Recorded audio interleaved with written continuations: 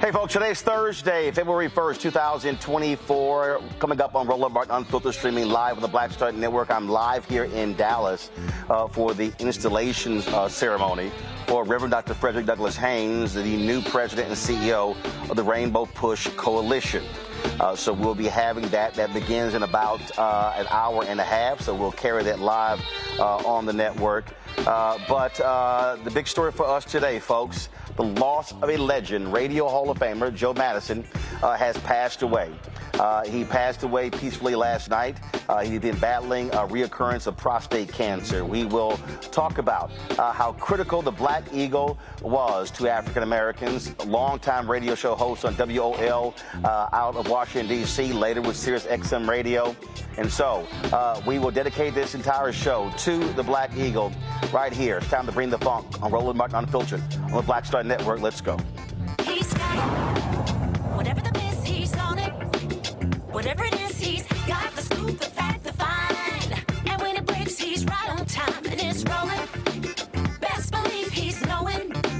Putting it down from sports to news to politics. With entertainment just for kicks, he's rolling.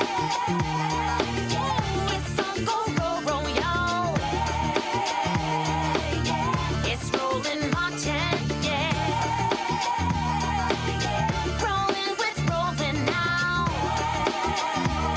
He's funk, he's fresh, he's real, the best, you know he's Roland Martin now.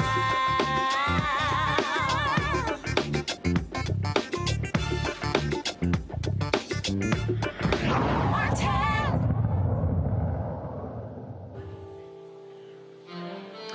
Folks, we begin today's show on a very sad note. Moments ago, the family of Joe Madison posted a statement on his website announcing that the Black Eagle, longtime radio talk show host, Radio Hall of Famer, he is now one of our ancestors. Joe Madison, of course, a frequent person on not only my show, Roland Martin Unfiltered, but also on TV One's News One Now. He a huge voice, longtime NAACP board member. He has known folks all across the country, all across the world.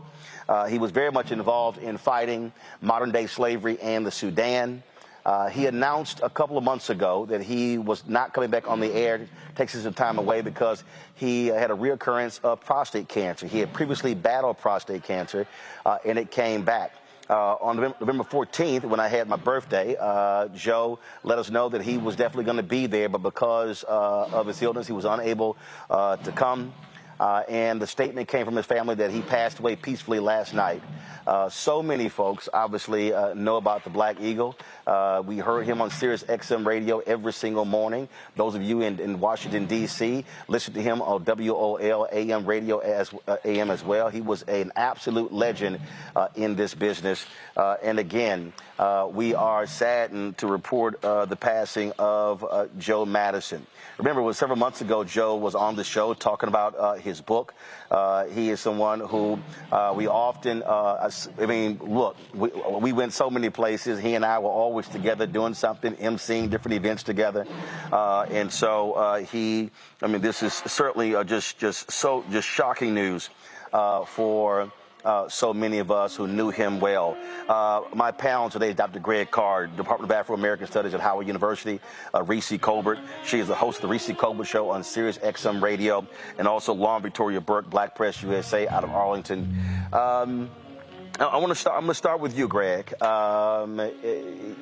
are very few people who earn the title of being an institution, of being a legend. And when you talk about talk show hosts, when you talk about black talk show hosts, Joe Madison absolutely was one of the best.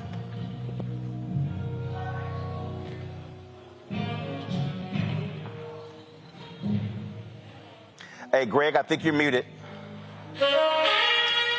Yes, sir. Sorry about that. Thank you, Roland. Condolences to his family, to you, to everyone in the truth-telling media. Joe Madison is a generational link, and so his ascension to ancestorhood really speaks to, the strength of that chain. I mean, and I know over the arc of today and probably tomorrow, there'll be a lot, you'll cover a lot of this and have a lot of people talking about him. So I'll keep this brief. I mean, Dayton born, came through Detroit, even Philly, WWDB in Philadelphia before taking in some ways the metaphorical baton from P.D. Green and others in the 60s and 70s when he joined WOL and then went, galactic in Sirius XM. Which, Joe Madison, as he said, we talk about now his book, like you said, the whole interview you had with him, and he's showing it there. Joe Madison walked the talk. I mean, here's a guy who broke the record for having the longest uninterrupted stretch hosting on the air and used that basically 2-day period to raise $250,000 for the African American Museum, the Smithsonian. He enters war-torn Sudan, goes to Haiti after the earthquake in 2010. I mean, the accolades going on, and we know we'll talk about all of those things. But ultimately, when Joe Madison was on the air, beating up people, don't call Unprepared Joe Madison show. And of course, following anytime people complaining or say, we need this, our people need Joe Madison's like, oh, what you going to do about it? What are you going to do about it? The Black Eagle is a loss that can't be replaced. But ultimately, that's why you're here. That's why those who have him as comrades and a model now are here, because this thing has to continue, and there's no finer model in how to do it than Joe Madison. Reese, he was one of your colleagues at Sirius XM Radio, and look, everyone there, he was a beloved figure at Sirius XM, and especially among African Americans with shows there.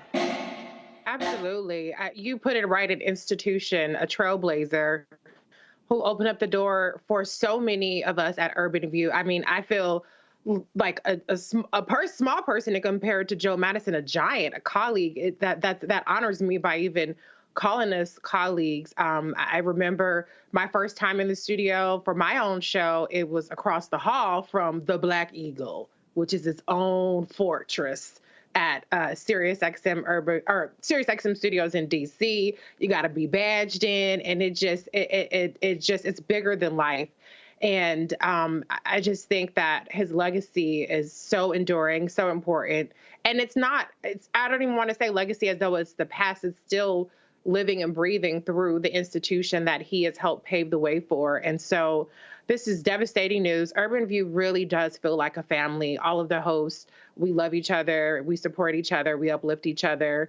And everything that I do, everything that, my number one colleague at Urban View, Haynes, does, people always bring up and uplift Joe Madison to us. And so my deepest condolences go to Joe Madison, all of his supporters, the Urban View family, you as well, Roland, because this is a huge, devastating loss. Lauren, when you talk about many of the major events in the Black community, Joe Madison was always there. Whether it was emceeing various events, whether it was covering, broadcasting live. He was one of the people that Black America looked to speak to the issues and to be there to cover the major events that impacted Black America. Yeah, it's a really sad thing to think about, the timing of all this. Obviously, the news business is going through a transition right now that I think is incredibly bad. And Joe Madison represented old school journalism in the public interest, and particularly for the Black community. And very focused journalist who was asking the tough questions that need to be asked.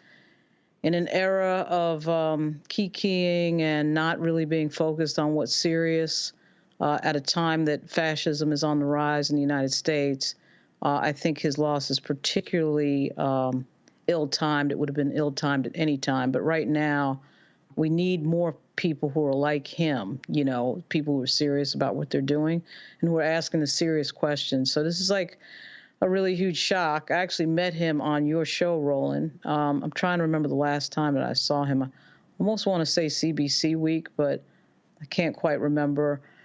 So it's a big shock. It's a huge shock, and it's really something, as Greg said, he's somebody who can't be replaced. To that particular point,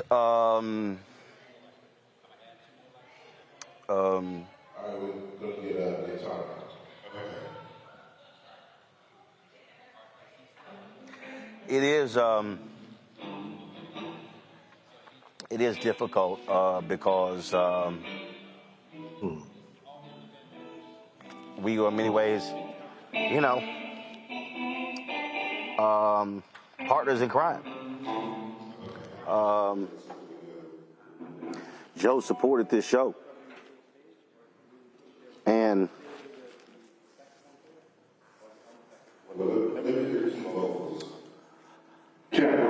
every time he would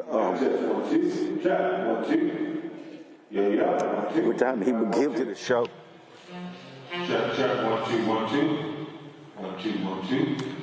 we would joke, and he would pull out his $100 and give it to me. As I think about it, the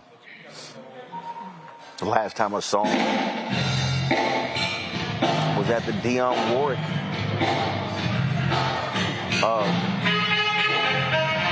they named the auditorium of the Dionne Warwick at Bowie State. I can't remember, it was last year. And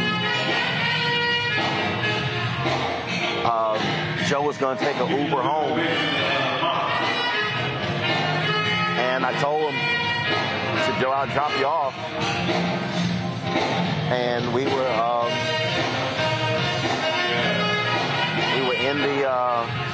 in my Navigator, and we were talking, and we were laughing and talking about black issues and black-owned media. And him and his wife, Sherry, had moved in the Wharf area. And Joe was like, "Maybe you just drop me off here." I said, "Joe, I'll drop you off in front of the house." And I did. And before he got out the car, he said, "Wait a minute." He said, "I don't think I've given my contribution this year." And he went in his pocket, pulled his $100 bill out, and I took a picture of it. I know I'm going to find it in a second.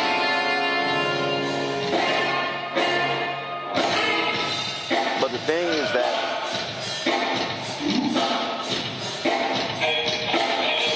Joe was absolutely supportive of Next Generation.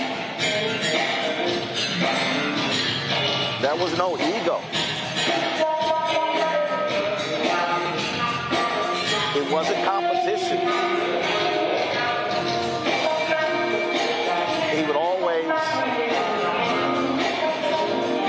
tell me how much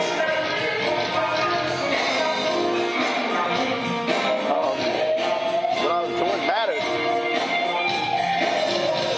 And Greg, I don't think we can overstate how important that is when there are brothers and sisters who've been in this business, or in any business, a long time, who would encourage Next Generation, and who would willingly come on their platform and share his platform, and that meant a lot.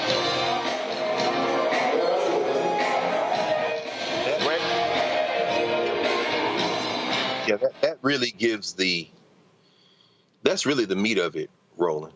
I mean, watching the two of you all interact, I remember this was maybe about 13, 14 years ago. It might have been the first time I met Joe Madison. It was at Sidney Rabeau, his annual party, then President Howard, at his house. And Bernie Sanders was engaged in that long filibuster. It was December, I guess, 2010, 2011, I forget. But anyway, And I left the filibuster and come to the party. I'm like, man, is anybody watching this filibuster? Joe Madison, I believe you. Nobody else was talking about it. And I remember being struck by the fact that this is somebody analyzing what's going on in real time. And I never encountered him. It's like being with you. You never encounter him when it's not about the business, and the humility is at the center of it. And not only the willingness, but the eagerness to support everybody. Him and Dick Gregory, so close, of course. You know, you would see them together. And then, of course, when Baba Dick passed, and you know, here's Joe Madison in the middle of those rituals and everything. But thinking about the fact that he was so humble and moved so circumspectly that you could leave a conversation with Joe Madison thinking, damn, that's Joe Madison, but it didn't hit you that it's Joe Madison. He's so matter of fact about it. I mean, here's a guy who went on a hunger strike while he was fighting prostate cancer the first time, so I'm willing to die. We got to get this voting rights legislation passed. And it's like, so you're willing to put it all on the line, and you could leave a conversation and say, this was the first person from the United States, radio journalists, to broadcast from Cuba in over 2 generations, 50 years. But it wasn't about the accolades. And then finally, and Reese, listening to you, thinking about Sirius, and, you know, I talked a minute ago with Karen Hunter, of course, over there, you know, thinking about that generation, that next generation, the Roland Martins, the Karen Hunters, and so many, you know, not only did Joe Madison support all of y'all, he was like, we have to work together. And he didn't just say it out of his mouth.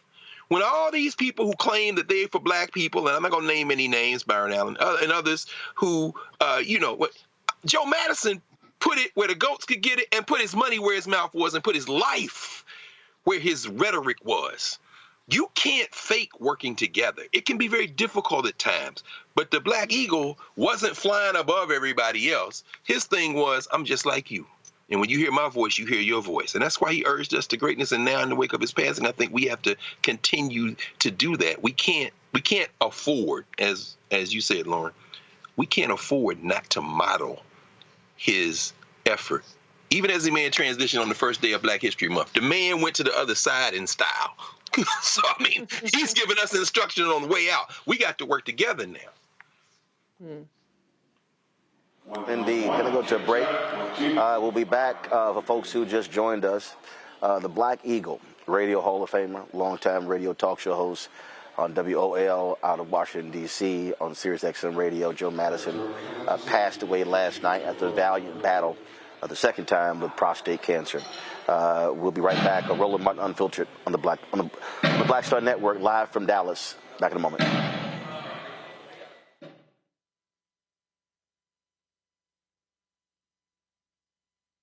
When you talk about blackness and what happens in black culture, we're about covering these things that matter to us, speaking to our issues and concerns. This is a genuine people-powered movement. There's a lot of stuff that we're not getting. You get it, and you spread the word. We wish to plead our own cause.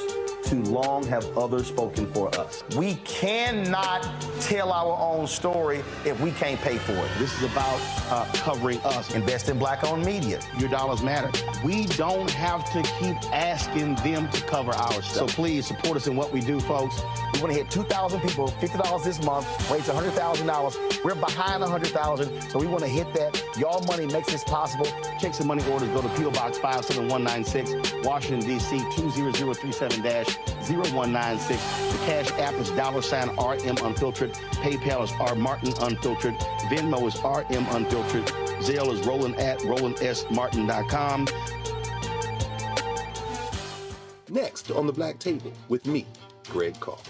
We look at the history of emancipation around the world, including right here in the United States, the so-called end of slavery. Trust me, it's a history lesson that bears no resemblance to what you learned in school. Professor Chris Manjapra, author, scholar, amazing teacher, joins us to talk about his latest book, Black Ghost of Empire, The Death of Slavery and the Failure of Emancipation. He explains why the end of slavery was no end at all, but instead a collection of laws and policies designed to preserve the status quo of racial oppression. The real problem is that the problems that slavery invented have continued over time. And what reparations are really about is saying, how do we really transform society, right? And stop racial violence, which is so endemic. What we need to do about it on the next installment of The Black Table, right here on the Black Star Network. Hey, what's up? It's Tammy Roman. Hey, it's John Murray, the executive producer of the new Sherry Shepherd Talk Show. It's me, Sherry Shepherd, and you know what you're watching, Roland Martin Unfiltered.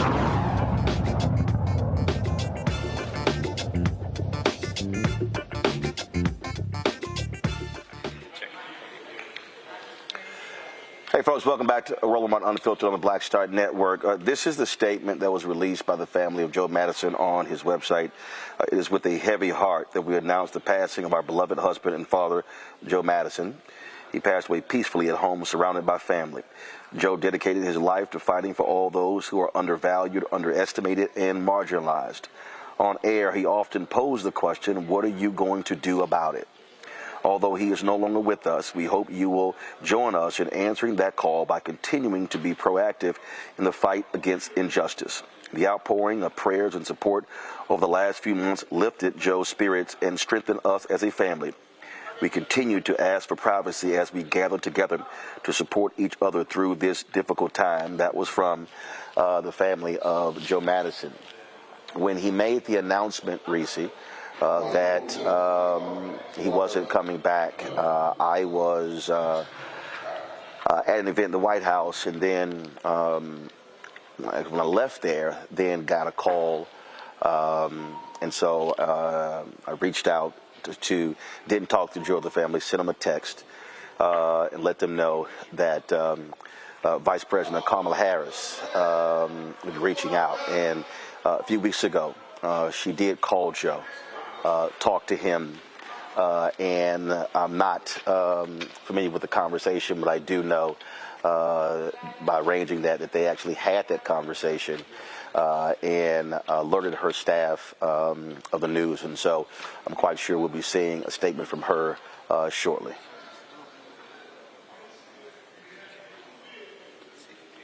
Had such a great affection for the Black Eagle, did his show multiple times. I believe as vice president as well. She did his show in addition to when she was a senator and before that. And so it doesn't surprise me at all that she would reach out. And I know from the times that she's reached out to me at various milestones or occasions that she's a person who's incredibly compassionate, incredibly empathetic, and a very soothing and affirming voice. And so I'm glad that she made that effort and honored him. I'm sure he was honored as well. And I look forward to seeing what she has to say to honor Joe Madison publicly. When we talk about being one and supporting each other, Lauren, when I was calling out then Speaker of the House Nancy Pelosi for her failure to do interviews with Black-owned media, I called Joe, told him that I was what I was doing, calling her on the show, posting on social media, where's Nancy? And he told me, he said, man, I've been asking for years and they won't book her on the show. And then he said that he said I would see her and I would say when you come on the show, and her people would never actually get it done. He said, so I'm standing with you on this. And so the next morning, Joe goes on the air, and he tells them what I was doing, calling out Nancy Pelosi. Literally, his phone rings and it's Pelosi's staff, and she was on his show in 48 hours. And he called me and he said, Roland, he said, man, he said, they will clearly listen, and they immediately booked her on the show. He said, so appreciate you calling her out. And I never got the interview with her. And, she did one with Joe, did one with April Ryan. And even April called and thanked me and saying, hey, I've been trying for 2 years. You made it happen.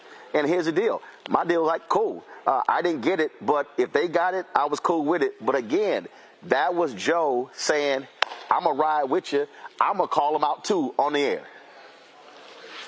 Yeah, it really just goes to show you his show was the last of the. I'm trying to think of somebody who's comparable. I mean, I guess if we get into numbers, but to me, this is a moment where you realize, of course, that numbers don't match, the level of seriousness that he was seen. He was seen as somebody that could move opinions and was a influencer in a much more serious way than a lot of the influencers that we see now.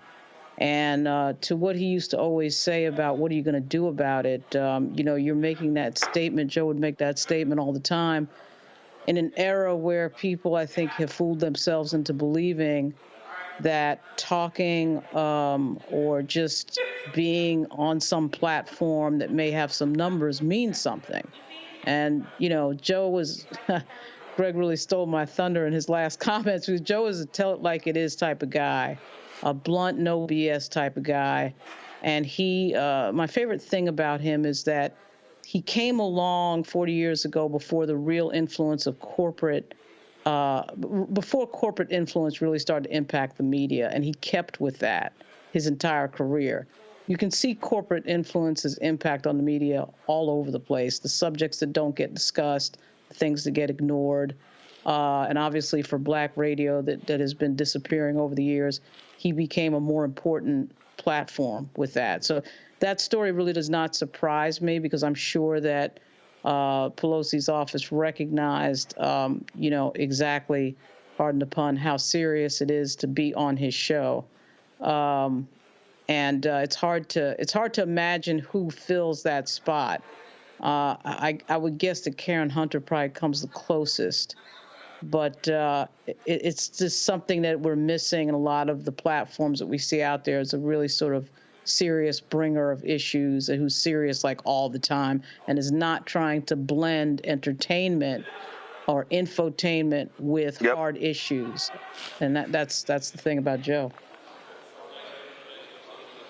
Mark Thompson joins us now on Roland Martin Unfiltered. Mark had texted me earlier, and then about 15 minutes later with the confirmation about the passing of Joe. And Mark, I alluded to this. We would all often be in the same places at the same time. So if I wasn't emceeing something with Joe, you likely were. And so we were all running in the same circles. Thank you for having me. Words that others have shared. Good to see Greg and Reese and Lauren, not under these circumstances, of course. Joe and I were co-workers for years, first at Radio 1 at WL, and then at Sirius XM. And we all were often in the very same places, covering the same events and the same stories, and also often emceeing many events. I had reached out to Joe a few months ago. I had texted him, and he didn't respond right away, which was somewhat unusual, but we're all busy. I had no idea that the prostate cancer had come back. And when I texted him, he always liked to keep up with my son. Joe was an athlete and a college athlete, and if there was one young person, I think Lauren talked about his support of young people. There's one young person he really believed in. It was my son. And I texted him about some of my son's college athletic exploits, and he didn't respond right away. But, I figured he was busy, no big deal. And then I learned, like everybody else, that he was off the air, and he was dealing with this return of the prostate cancer. And so, one of the things that's very painful for me at this hour, as it would be in any one of these situations, I was literally making plans. I've got to be in D.C. next week anyway. And so I was going to do what I could to get to see Joe. And the clock ran out, and the good Lord called him home to glory. And so, and we know that's where he is. Joe and I had a lot of experiences together, probably over at least, Roland, at least the past 30 years. Not only going back to working together at WL, beginning there, when that was just 2 or 3 stations, not all the stations it is today.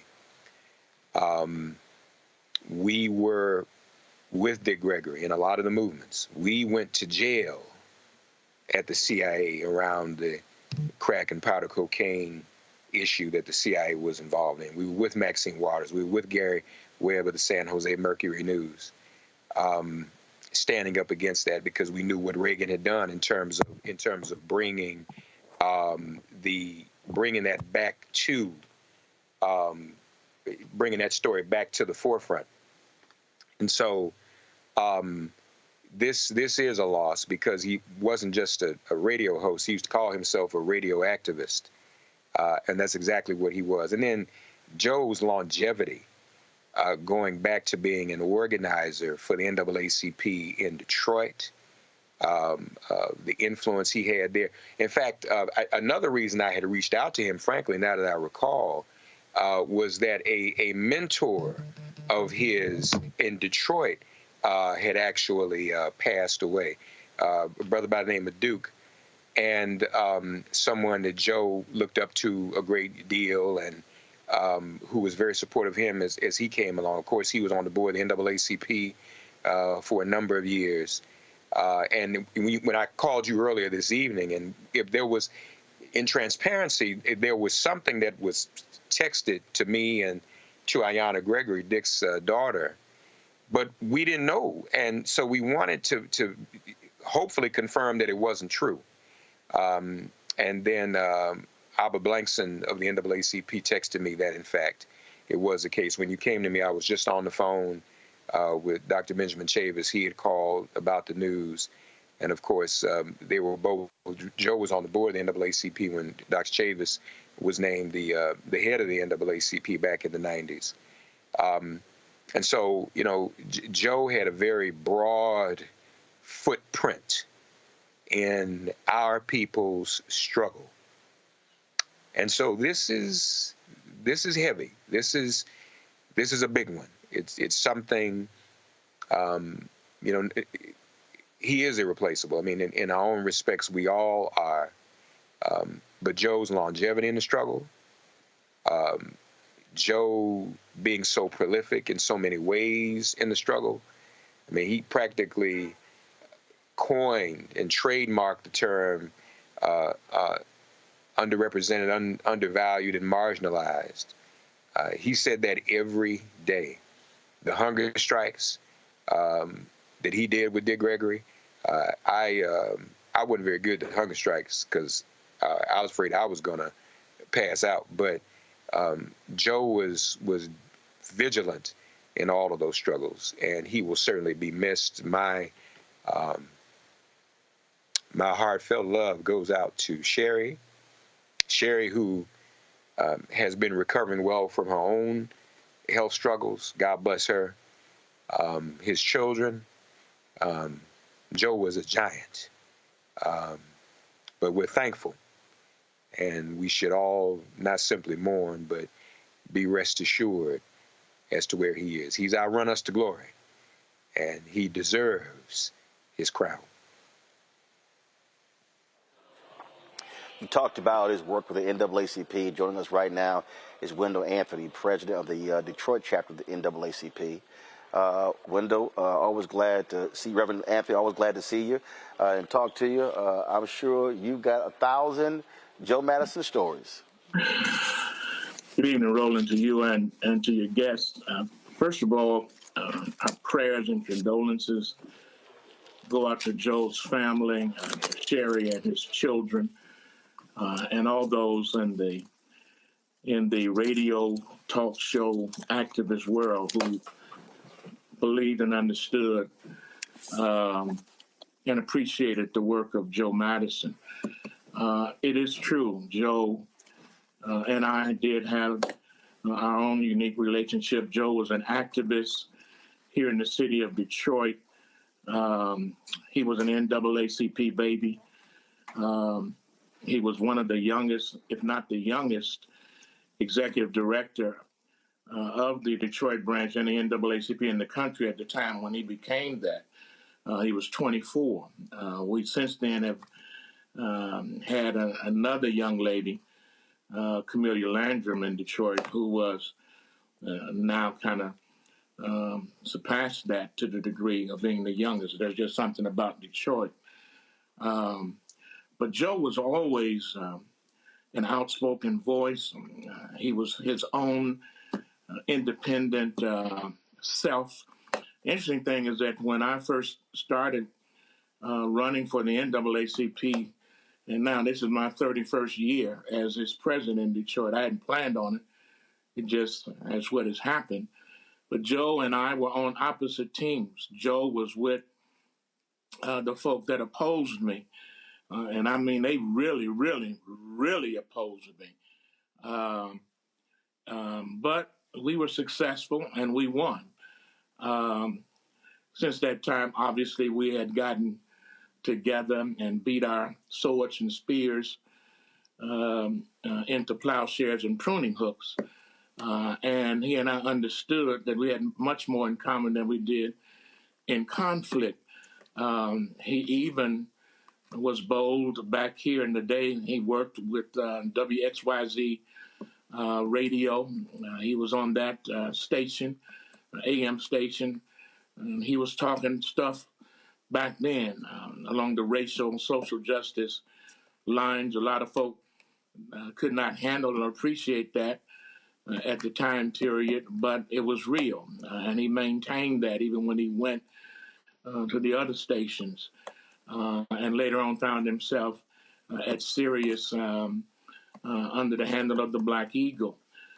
And certainly, I think the handle, the Black Eagle, is illustrative of who Joe Madison was and is. He flew high. He looked low and saw those situations of marginalized people. He exemplified the fact of the Almighty that though you have done it unto the least of these, you've done it unto me. Joe spoke up for people who could not speak for themselves. The NAACP here in Detroit and elsewhere, but particularly in Detroit, and when he was on the national board, and I was on the national board, and I still am on the national board, we want to make sure that the organization related not just to corporate America, but to the little folks in America. That's why the organization came into being. We dealt with people who were being lynched, who had no educational rights, who had no rights that white folk were duty bound to respect. That's why we exist. That's why we came into reality. And I think Joe was one that did not want us to forget that. I think that on his show, he talked about things that irritated and upset people, but he did that for a reason. You know, he didn't want to make you at ease in Zion, so to speak. He didn't want to make you comfortable in your misery and acceptable of your agony. He wanted to shake you loose from all of that.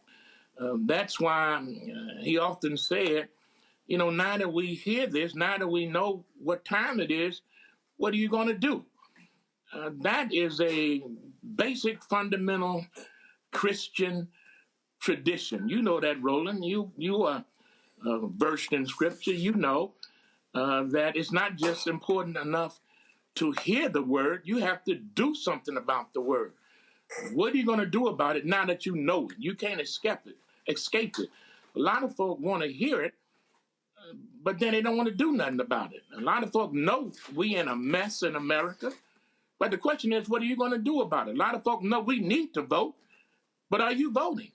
A lot of folk know that we need to have Black economic development in every area, but what are you doing to make sure that we have contracts and we have access and all those opportunities? And so I'm simply saying that Joe's voice was and is extremely important. The question is, what are we going to do now that that voice is no more? Who's going to step up and articulate the concerns that Joe articulated when he was behind that microphone? He didn't bow down. He did not take prisoners. Everybody wasn't comfortable with the way he talked and the way he moved and what he said, but he wasn't here to make you comfortable. He was here to make you uncomfortable. If you're comfortable, then you ain't going to do nothing. Only the uncomfortable people get charged enough to move and to make society uncomfortable enough so that society will move in a direction that it must. That's why John Lewis talked about, we need people to engage in good trouble. Good trouble meaning that what you do has a positive effect in terms of what we need to do. And Joe talked about putting it where the goats can get it. I mean, that's high. And goats go high. They on the crevices of mountains. And they don't need a whole lot of foundation. They just jump and move from place to place. So we need to do that as well. Roland, and to your listening audience, that we got a hell of a job in 2024. There are people that want to take us and put us back on the plantation. You know that. Well, I ain't going. I'm acknowledging right now, I am not going. I'm one who believes in the song that our ancestors sang, before I be a slave, I be buried in my grave and going home to my Lord and breathe free. They didn't bring us this far for us to turn back now. And for people saying it ain't nothing to get engaged about, nothing to vote about, nothing is going to change, you missing the boat. Everything changed. Ketanji Brown Jackson is a change. The folk that are in the cabinet of this man called Biden, with more black people there, is a change. Lowering college tuition costs is a change. Healthcare expansion is a change. Saving your life from a demagogue who wants to deport you and take every right from you that you got is a change. Don't wake up on the day after and say, oh my God, what happened? I'm telling you now, you must happen to make sure that something bad and negative and crazy don't happen. If you can't do it for yourself, do it for your children. Do it for your grandchildren. Everybody got to get in this game. And I think that's what Joe was about. That's what the eagle is about. The eagle flies high, but he sees real low. And he knows that certain things can't go. God bless our brother, our friend, our comrade in the struggle. We thank him for living his purpose and his life shown with purpose. And the question is, what are you going to do with the purpose that you've been given? Indeed. Reverend Wendell Anthony, President of Detroit NAACP, we appreciate you sharing your thoughts as we reflect on the life and legacy of the great Joe Madison. Thanks a lot. Thank you, brother. Mark, hold tight 1 second. We'll go to a break. We come back. I want to talk about, and Greg and Reese and Lauren as well, I want to talk about the work that Joe Madison did fighting modern-day slavery in Sudan. He was doing this years ago, and he was pressuring U.S. presidents on this very issue as well. So we'll discuss that, folks. We're talking about Joe Madison, the Black Eagle, Radio Hall of Famer, passed away due to prostate cancer. You're watching Roland Martin Unfiltered on the Black Star Network.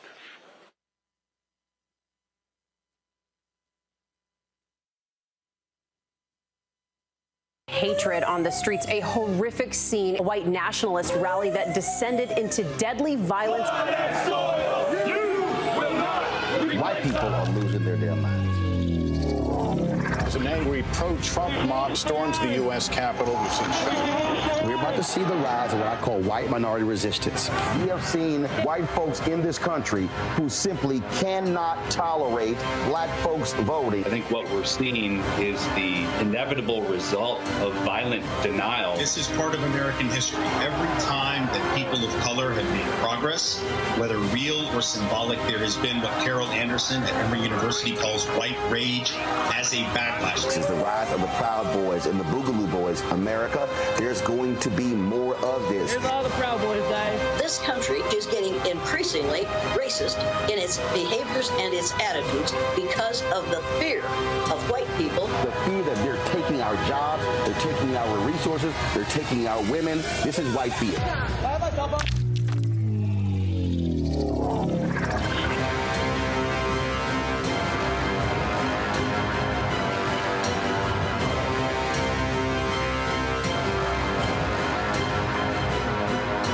just have one of the oldest cultures that's desperately needed for mutual salvation. That's the consciousness. We have the keys in our roots to save mankind. We get to see the condition of other countries, other oceans, other cultures.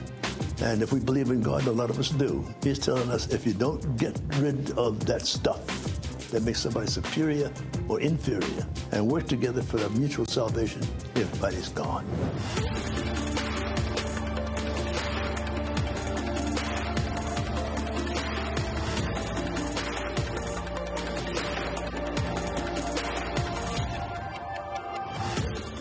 What's up, Geek Today in the place to be. Got Caked Out Your Mama's University, creator and executive producer of Fat Tuesdays, an air hip-hop comedy. But right now, I'm rolling with Roland Martin, unfiltered, uncut, unplugged, and undamn believable. You hear me?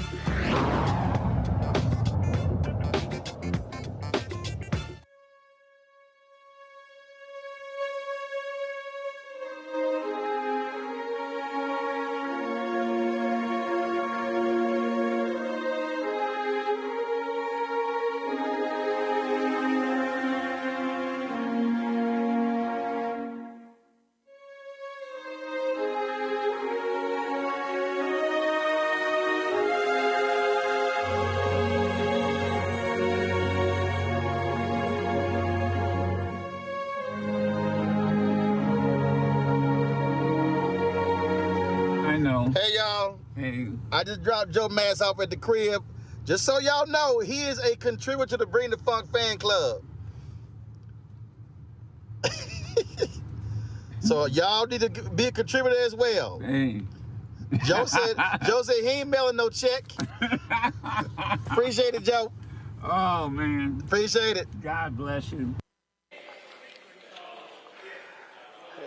That was the last time I saw Joe Madison. That was April 1st of last year. As I said, we were at the Dionne Warwick dedication at Bowie State, dedicating renaming of the auditorium, the Performing Arts Center after her. And I dropped him off at home, and he said, wait a minute, I need to give my donation. I said, hold on, let me get this on video. You know, and people always, you know, folks always kid me, you know, Mark, they always kid me talking about, man, you always got your camera. You always shooting stuff. Well, one of the reasons why that's what I do. I document stuff, and it's always history, and you never know when you're going to need it. And I'm glad I did that. Also, guys, pull a photo up. This was a photo we took first, and then he remembered he had to, he said, man, I haven't given my donation this year. And so, again, he pulled $100 out. And gave it to me, and he was, no, that's a photo, guys, that's the video. I sent y'all a photo as well. There's a photo of the two of us smiling in the car there. One of the things that Joe was really focused on, and I'm going to start with you, Greg, was the issue of slavery in the Sudan. I mean, this was something that he did, hunger strikes. I mean, he pressed government officials. He went there. He helped free some folks who were enslaved. And it was one of those issues that did not get lots of attention in this country, but he made it a priority and made other national media outlets cover it. Yeah, and that's unfortunate. I know Mark knows a lot much more about this than I do. I mean, being there on the ground with him, you know, the civil war in Sudan had stretched through the 80s into the 90s. The thug that was in charge of Sudan at the time, Omar al-Bashir, since deposed and gone. And of course, there's a new country, the newest country in Africa, South Sudan. Thinking about John Garang and the folks in South Sudan, the Dinka people in particular, Dinka, Nuer, Shilluk, the Africans, those who have not been Arabicized as such. And that war, which saw the trafficking, human trafficking, particularly the trafficking of the government, with support of the government, these Janjaweed people and others kidnapping African people by the thousands. And of course, we probably have all heard the region of Western Sudan, then Sudan, called Darfur. And there were a number of people all over the world, Christian missions, others coming in and quote unquote buying the liberation of these people who were forced into service. And Joe Madison put everything on the line again. A vast silence. The UN was silent. Kofi Annan was the head of the UN at the time, a Ghanaian. The Congressional Black Caucus hadn't said anything. And, you know, I remember there was an article in the Village Voice by Nat Hentoff, the famous jazz critic, back around 2001, called "The Black Eagle Swoops into Sudan." And Nat Hentoff said, you know, nobody's saying anything, but this Joe Madison guy has gone to Sudan. He's in Sudan. He's back and forth. He has helped liberate over 7,000 people of African descent. And then Joe Madison put some of these some of these Sudanese young people on the air, on Sirius, on his show, and you hear him talking about that. And eventually Jesse Jackson made a statement and other folk came in. But the United States of America's geopolitics, it wasn't necessary. They were in bed with this guy who was running Sudan. And no, they didn't like the humanitarian crisis, but we know that politics in this country, as most countries in the world, trumps the moral cause. And Joe Madison went right from the anti-apartheid movement to the movement to free those who were being enslaved in the Sudan. And that's just a basic overview. But as I said, Mark, our brother, knows much more about it than I do. Mark, speak about that again. Why was Joe so focused on this issue that he made it a national priority? Well, I think one of the reasons he did so was because no one else was talking about it. And as we all know, when you start talking about Africa and news from Africa, tragically, there's not a lot of interest. There's enough news every day that we could have an Africa Unfiltered with news 24 hours a day. And I remember when Joe got involved in what was going on in the Sudan, Greg was right at the beginning. It wasn't very popular, unfortunately. But he held his ground. He pushed the story and actually made it into a story that no one could really ignore. And so, you know, I've been saying to people lately that if if I'm in a room full of people and everybody in the room picks just one aspect of our struggle and focuses on that one aspect, there'll still be a million other issues and crises for us to address. And Joe picked this one, and I think, quite frankly, because it was about our people in Africa, one. Two, because it was so largely ignored. I think he found something that he said, I'm just going to do this. I'm going to amplify something that no one else is willing to amplify. And it helped raise a generation's conscientiousness about what's going on in the continent.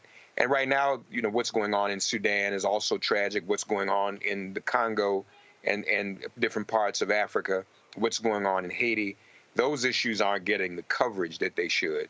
But as Reverend Anthony said, who's going to step up in Joe Madison's place? Who's going to do what he did? This is the call now for others of us to take on some of these issues and amplify them. We're talking about Gaza.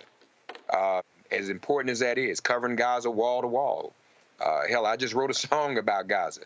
And my daughter said, well, when are you going to write a song, Abba, about the Sudan and the Congo? And she challenged me. I'm not a songwriter. Mm-hmm. But the point is that there are issues that are facing our people right now today.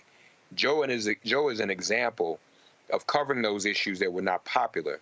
And we need more Joe Madisons like that to cover, to protest, to demonstrate, to be active, to be activists around the issues that are affecting the continent, affecting the motherland.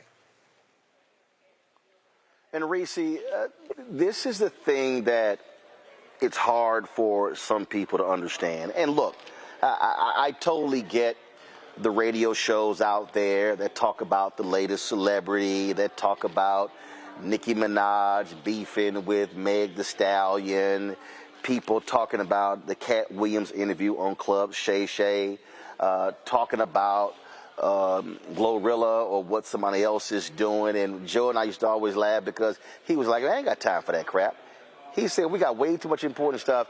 And this is why you must have black folks behind microphones who are willing to talk about the stuff that others don't want to deal with. And it may not be sexy and it may not be trendy, but it's absolutely about life and death. It truly is. And there's an appetite for it. There's a huge appetite for Black people to be treated like intelligent human beings who are citizens of not just the United States, but of the world, and want to be informed and want to be active and civically engaged. And that is where Joe Madison really found a deep and devoted following. And he helped move the needle on so many important issues. And so it's important, and it feels especially tragic to have this loss in 2024 in this important election year. We know how Joe felt about voting, his hunger strike, as Dr. Carr mentioned earlier, to get voting rights. And with all of our rights under attack, or citizenship under attack, the biggest platforms that are getting attention, Black platforms, are those who are ill-equipped to counter the white supremacy that's being platformed and normalized in their face, like The Breakfast Club, who had Nikki Haley and Vivek Ramaswamy and others on there. It's a shame, but irrespective of what others do, we all who have a platform, and Joe is the ultimate epitome of this, have a responsibility, and we have the capability to tell the stories that aren't being told. We have the ability to move the needle. We have the ability to be thought leaders and not followers of what's trending, not followers of what the algorithm is saying people want to hear, but to actually push the conversations into the public sphere that need to be had, and push politicians. Because it's not about who has the most number of followers or who gets the most likes and retweets. It's about the people like the Pelosi's who are listening, getting this free political insight and commentary and advice that many of us give on Black media to these politicians to better them and push them towards what needs to happen. And so, we all have big shoes to fill. We can't replace him, but I think, as Lauren said, we have the blueprint to follow to make sure that we're having these important conversations, not just what everybody is talking about, but what we need to be talking about. I was sitting here, someone had sent me a text message. Lauren, I said, I think the last time, we've done a lot of these memoriams. I've lost some great folks that I've known, Harry Belafonte, Richard Roundtree, Randall Robinson, and others. But I told somebody, I said, I think the last time that I actually shed tears was when George Curry had passed away, and knew him well. And I was thinking about George, and I was thinking about Joe, and they knew each other well as well. These were two individuals, one a radio personality and activist, one a journalist, who were hardcore about the business, who were hardcore about telling our stories. And that's what we have to have. And we have to, the reality is we have to create the space for the next generation of voices who are serious about this, because we've got enough fluff out here. We've got to have avenues and individuals who understand why the news matters and who are willing to also challenge Black leadership. Yeah, absolutely. And he was definitely willing. Joe Madison is definitely willing to challenge Black leadership. It's hard to figure out sometimes whether this question of serious journalism versus celebrity is a chicken and egg proposition. A lot of people say that, when people are going for web traffic and view counts on YouTube, you got to have entertainment for that. But to your point, Roland, about, the Sudan issue not being sexy and not being trending, Joe Madison made that issue trending. He single-handedly took an issue that nobody was paying any attention to, and he just talked about it again and again and again. He put it on the forefront. And to your point, the value of him being the person making that decision to make that issue a priority is what made that issue a priority. So, there's plenty of view hours out there for all sorts of topics, but what is certainly lacking in journalism today, as we see so many journalism platforms failing and cutting jobs, from the LA Times to the Messenger, what's lacking is investigative, serious discussions about something that is life and death, like the Sudan issue. There's so many others out there. And again, Joe Madison's form and style of journalism is exactly what we what we're missing and what we need right now. And that's why this is a huge moment, a huge turning of the page and sort of an end of an era at the exact time that journalism is really, I think, changing into something else. Indeed. Mark Thompson, I appreciate you joining us. We'll be chatting with you over the next few days as well as we get details with regards to funeral service for Joe. I appreciate it. Thanks a lot. Let me just say one other thing, and God bless all of you. Long live the spirit of Joe Madison. We want to remind everyone, Joe is from Detroit, and so he was very close with all the folks in Motown, close with Queen Aretha Franklin. You alluded to earlier, close with Dionne Warwick. But the thing we have to remember, there were the four tops.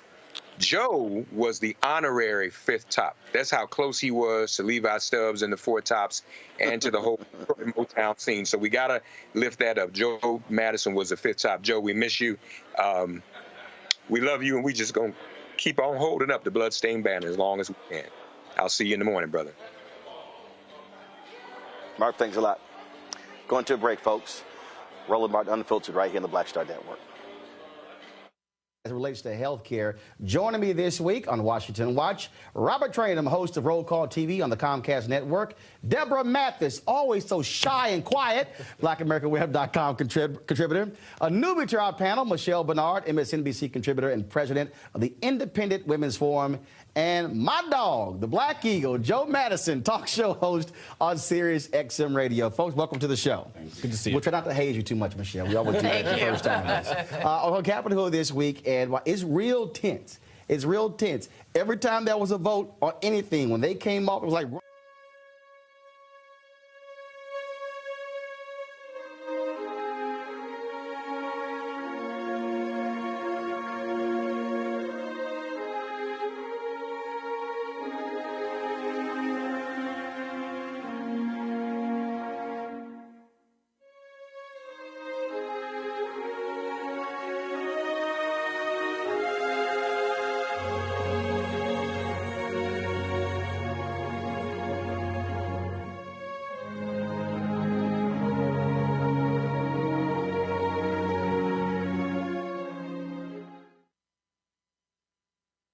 On the next Get Wealthy with me, Deborah Owens, America's Wealth Coach, the wealth gap has literally not changed in over 50 years, according to the Federal Reserve. On the next Get Wealthy, I'm excited to chat with Jim Castleberry, CEO of Known Holdings.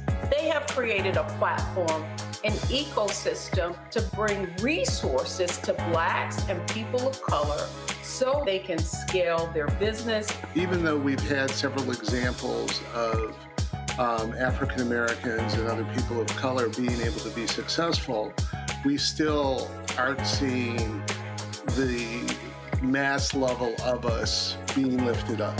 That's right here on Get Wealthy, only on Black Star Network. Next on the Black Table with me, Greg Carr. We look at the history of emancipation around the world, including right here in the United States, the so-called end of slavery. Trust me, it's a history lesson that bears no resemblance to what you learned in school. Professor Chris Manjapra, author, scholar, amazing teacher, joins us to talk about his latest book, Black Ghost of Empire, The Death of Slavery and the Failure of Emancipation. He explains why the end of slavery was no end at all, but instead a collection of laws and policies designed to preserve the status quo of racial oppression. The real problem is that the problems that slavery invented have continued over time. And what reparations are really about is saying, how do we really transform society, right? And stop racial violence, which is so endemic. What we need to do about it on the next installment of The Black Table, right here on the Black Star Network. Hey, what's up, y'all? I'm Devon Frank. I'm Dr. Robin B., pharmacist and fitness coach, and you're watching Roland Martin Unfiltered.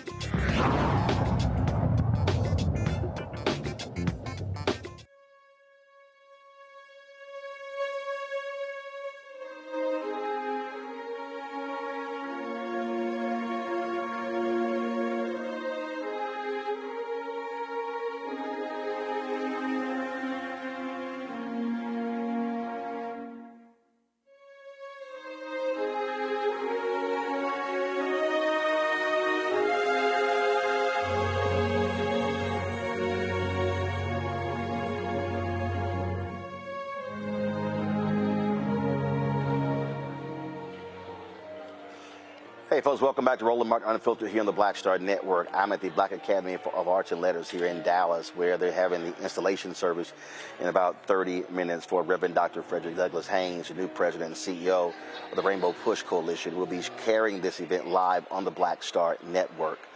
So look for that in about 40 minutes when it's going to begin. I said Joe appeared on this show several times, but he appeared a lot on my News One Now, my TV One show, Washington Watch, which ran from 2009 to 2013. In fact, it's crazy. I mean, just the other day, I was literally going through my archives, and I was coming across the first episodes because TV One celebrated its 20th anniversary on MLK Day, and I pulled up the first episode of the show. And I looked at a bunch of other photos that I had in my archives, and it was like Joe was on a number of those panels, so it seemed like he was on the show all the time. And here is one of the appearances where we were talking about black organizations. I love to study the civil rights movement. And what I thought was interesting, and part of this whole thing we're doing, Black Power, Ebony Magazine, is the whole focus on 2010 is the whole notion of Black Power. Yep. When I interviewed Reverend Al Sharpton, he talked about staying in your lane. The beauty of the civil rights movement is different folks stayed in their lane. That is, the Urban League had their role, NAACP had their role, Legal Defense Fund had their role, SCLC had their everybody had their own lanes, but that's how things actually got done. But the lines are obscured now. But I think the problem now is, April, you have black organizations all trying to do everything, education and healthcare and economics and civil rights, and nobody seems to be just in their lane locking and loading. And see, and that's the point. It's about education, but it's far more than that. We have so many disparities in the minority community, and particularly the African American community. Education is the key to unlock the door to so many things, but at the same time, you have disparities in prison populations, you have disparities in health, you have disparities all across the board in so many things. But here, in jobs, particularly right now, but you know, in talking to many civil rights leaders and black leaders that I do quite a bit, they are going through a shift right now with this new president. And it's the same kind of situation back in 1963. You know, African Americans are still looking for first-class citizenship, although there is a black president. The shift is many of the black leaders said, look, we have a black president. We're looking for that compassion that we didn't get from the other, from the other presidents. Hold on. No. But wait a minute. They're saying we're looking for that compassion. President who happens to be black. But actually, but wait a minute, go into wait a minute. On the notion of black power, though, I'm gonna shift to black issues. They are concerned. They're shifting. But here's what I think is the greater issue, and because in our previous panel we dealt with political power and President Obama. I think the problem in terms of the organizations is they don't know how to connect to this. This generation. See, this generation is sitting here saying, I want to be involved, I want to be engaged, but it seems the organizations don't know how to necessarily connect with them. And so the reason the NAACP and the Urban League have been around for 100 years is because they have survived from generation to generation. Joe, the existing organizations, the larger ones, are they going to be possibly supplanted by groups that are coming up? We may not necessarily know about them. But we've always had groups that have come up. Even, look, like 1968, the NAACP was as strong as it ever had been, and you had groups that addressed different things. The Black Panther Party was we've always had different groups address different things. Let's go back to this issue of power. Integration. What is integration? King said it. It is the sharing of power, resources, and responsibility. Those three things. Education, and he hit it right on the head, is the new currency of the globe.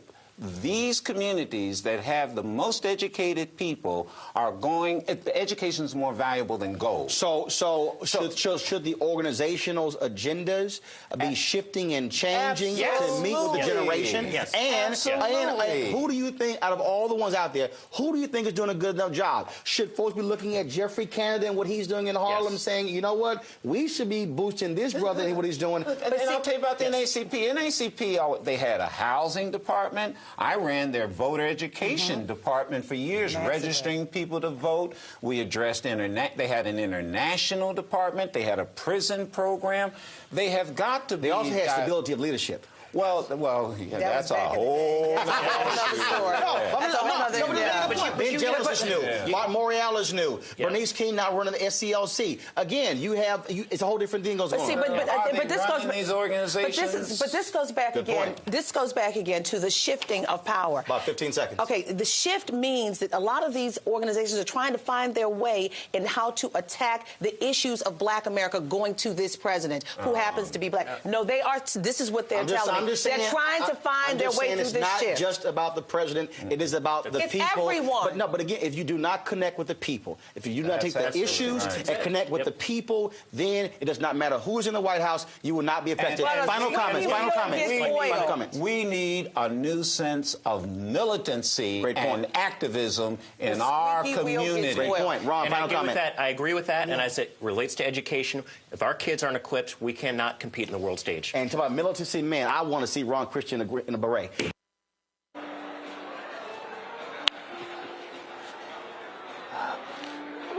Oh, man, we had some feisty conversations back then, just as we do right now. Final comments with my panel. Lauren, I want to start with you. The Black Eagle, Joe Madison. Well, I mean, it's a terrible time that this all happens, and to listen to you guys discuss what you were just discussing on that old show kind of gives me a bad feeling, because when I see a discussion like that, that was 2010. Right. That was 2010, Lauren. Right, and it always is sort of remarkable when you hear a discussion like that. You realize we're having some of these same discussions now, which of course tells you that not a whole lot of progress was made. But the whole question of Black leadership and what Joe was saying there is an interesting one, because I think actually things have gotten a little bit worse because of the corporate nature of our leadership, in fact, quotes. But at any rate, obviously Joe will be missed, and it's just hard to think about him not being here, to Reese's earlier point, in this particular election year, where we know that there's going to be some consequential news this year, and not having him around for that is just huge. Just huge. Reese, Joe cussed a lot on his Sirius XM radio show, and he actually had a cuss jar. And so every time he would cuss, he had to put some money in that. So he would sometimes just come in and just put $100 in there, and he said, y'all know I'm about to let loose. I don't know if you got a cuss jar on your show, but I'll say it was two things you and Joe had in common, is Sirius XM radio and cussing. Well, I will absolutely take that as a badge of honor. It was always the biggest compliment somebody could give me, that I was like the female Joe Madison. I don't know if he would agree, but I do remember somebody did call into his show. And I mean, I saw him in the halls of Sirius. He had no idea who I was, even though, of course, I knew who he was. And I had been on the panel when he was promoting Radioactive. But they called in and they said, there's a woman on Sirius XM who has a show who be cussing just like you, Joe. And he seemed proud. He seemed very proud of that notion. And so I will at least, at a minimum, fly that cussing flag on the Urban View radios out here in these streets, because as you put it so often, you reminded us that that Joe Madison was about putting it where the goats can get it. And I think that beyond the delivery itself, the important thing is reaching the people. And the important thing is not sitting here just to pontificate and feel really good about yourself because you just letting people know in your own way. If it doesn't reach the people, if they're not getting it, then you're just talking, blowing hot air. And so I think that is a lesson for many of us, is to stay authentic, stay true, but also really respect your audience and bring them along with you. If you're not really reaching the people, then what are you doing? You know what I'm saying? And that doesn't mean bring yourself down a level, because your audience is probably smarter than you give them credit for, but it just means that is the ultimate goal, is to move people and to really resonate with people in a way that is going to make everything better for us, because we need each other. We can't do it alone in this environment. Dr. Greg Carr, Joe Madison was well read. He was someone who was very highly intellectual, was a running buddy of Dick Gregory. In fact, he led the fundraising efforts to get Dick Gregory his Hollywood Walk of Fame star. We were there in California for that event as well. I think I did a Q&A with Dick Gregory on stage. Just your final thoughts about the Black Eagle, Joe Madison, now being an ancestor. Roland, just listening to this show, listening to you, watching those clips, I agree with Lauren. It reminds me that, Wade Nobles, the psychologist, once said that power is the ability to define reality and have other people accept your definition as if it was theirs. We have the potential for power, but in order to get that power, we have to do what Reese said. We've got to speak to the people, and the people have to speak with us and listen to us and move together. Joe Madison was an intellectual. And when we think about it in terms of continuity, you sitting there talking with Mark, he's a different generation. Joe Madison is of a generation just before you, and then you come along, and then Mark come along, and here come, Reese and Lauren. And so, and in that context, we have to understand that there was nowhere to run and nowhere to hide at one time in the black press. I was just reading the report back from the NNPA meeting in Florida. Where is the black press today? With all due respect to, again, the Breakfast Club and these other places, there are too many places to run and too many places to hide. That means now that the next generation, the Roland Martins and the Karen Hunters, and then the generation right behind them, the Clay Haynes and the Reese Colberts, and the print journalists who also do all other forms of media, like the Lauren Victoria Burks. It's time now for continuity. We got to take away all the hiding places, because our open enemies define their power by the ability to hide y'all. When Joe Madison came along, it wasn't nowhere to run, nowhere to hide. Nancy Pelosi ain't gonna talk to me. Okay, she'll talk to Roland. Wait, she ain't gonna talk to me and Roland. She gonna talk to April. Guess what? It's time out for these solo acts trying to push their brand. Joe Madison was about sacrifice and community, and now Roland Martin Unfiltered becomes that much more important. It's time for some networking, some community, some coalition building. We got to take away all these places to run and hide, because Joe Madison's going to fight for us on the other side, but he can't fight the battles we got to fight now in 2024. This could be for all the marbles. So it's more important now than ever. And thank you, Roland, because nobody else is going to do this, and that's part of the problem, too. Greg, appreciate it. We were literally, so the plan was for us to talk about some other different subjects with other guests planned. As I said, I'm here in Dallas at the Black Academy for Arts and Letters. As you can see, folks are preparing behind me. Folks are coming into the auditorium here because in about 20 minutes, they're going to begin the installation service for Reverend Dr. Frederick Douglass Haynes III. He asked me to come here. In fact, Freddie asked me, he was my pastor here at Friendship West Baptist Church when I lived here in Dallas, to come give some remarks specifically about the importance of black-owned media.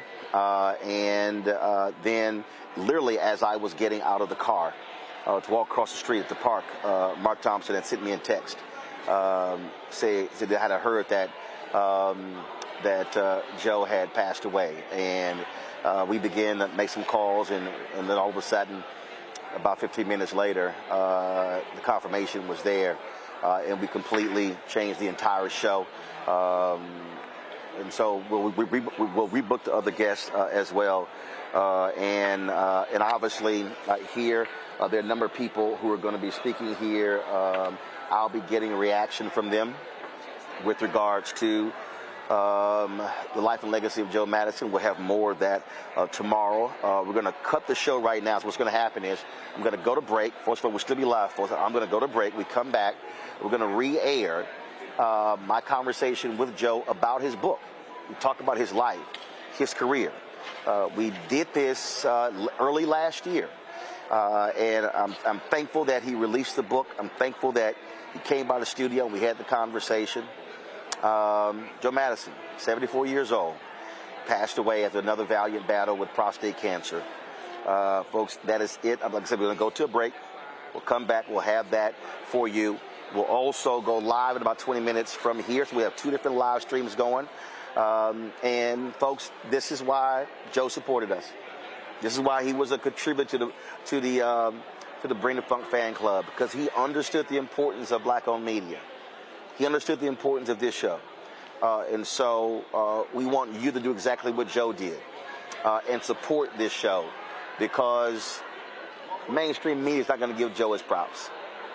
We're going to have more tributes over the next several days. And so you can count on that because that's what we do. That's what we speak to our people. We tell our stories. And so you know how to contribute to us. Our Bring the Funk fan club. Check in money orders, P.O. Box 57196, Washington, D.C. 20037-0196.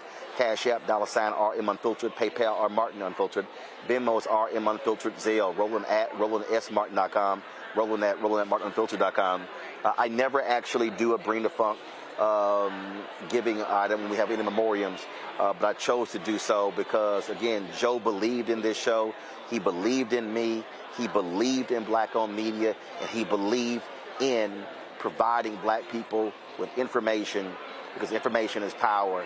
And he would always say, you got to put it where the ghost can get it. And so that's why we pay tribute to him. And so we're going to go to break, and we'll come back, and you'll hear my conversation with Joe Madison about his book, Rest in Peace, Black Eagle. Back in a moment.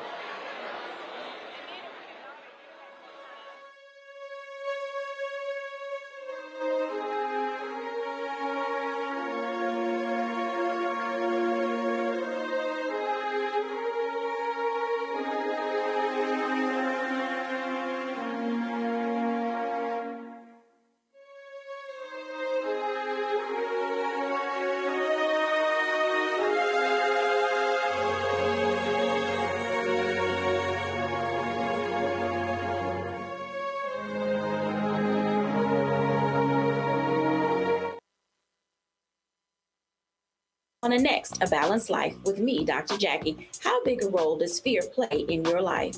Your relationship to it and how to deal with it can be the difference between living a healthy life, a balanced life, or a miserable one. Whenever the power of fear comes along, you need to put yourself in that holding pattern and breathe, examine, find out if there's something that your survival instinct requires you to either fight or take flight. Facing your fears and making them work for you instead of against you. That's all next on A Balanced Life on Black Star Network.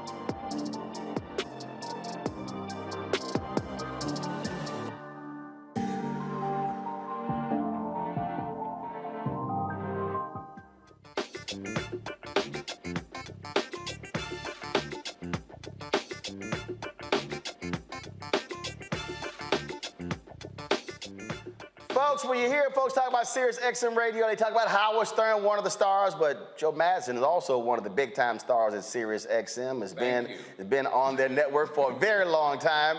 He will also take Howard's check, too. Of course, for a long time, folks in D.C. heard him on WOL radio. He, of course, has been on the front lines of so many issues, not just in the United States, fighting for Sudan, a longtime friend of Dick Gregory. He was with NAACP board member, talks about all of this stuff, his life in his book, Radioactive, the subtitle, A Memoir of Advocacy in Action on the Air and in the Streets. And Joe is one of them black people who's a member of the Bring the Funk fan club who put the money right in my hand. I tell a story. Hold on a second. No.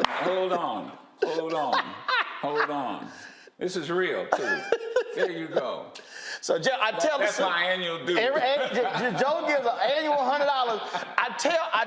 I did an interview, Joe. Yeah. And I think it was with Cafe Mocha, and I had them crying. I said, y'all don't know what it's like when you travel around the country and you're in Tulsa, whatever, and somebody, and like you're on the air, and somebody black just walk up, and they just go. But can I tell you a story? And they squeeze your hand, and they go, and walk off. Can I tell you stories in the book? I started a cuss jar because I heard Howard Stern cuss a woman out. So I went to the president of SiriusXM, and I said, can I do what Howard Stern does? He says, well, you know, I've heard you slip up every now and then, and it's organic. And he said, but sure. I said, now, whoa, wait a minute. Howard's a 6'5" white guy that you guys are paying $500 million to or more.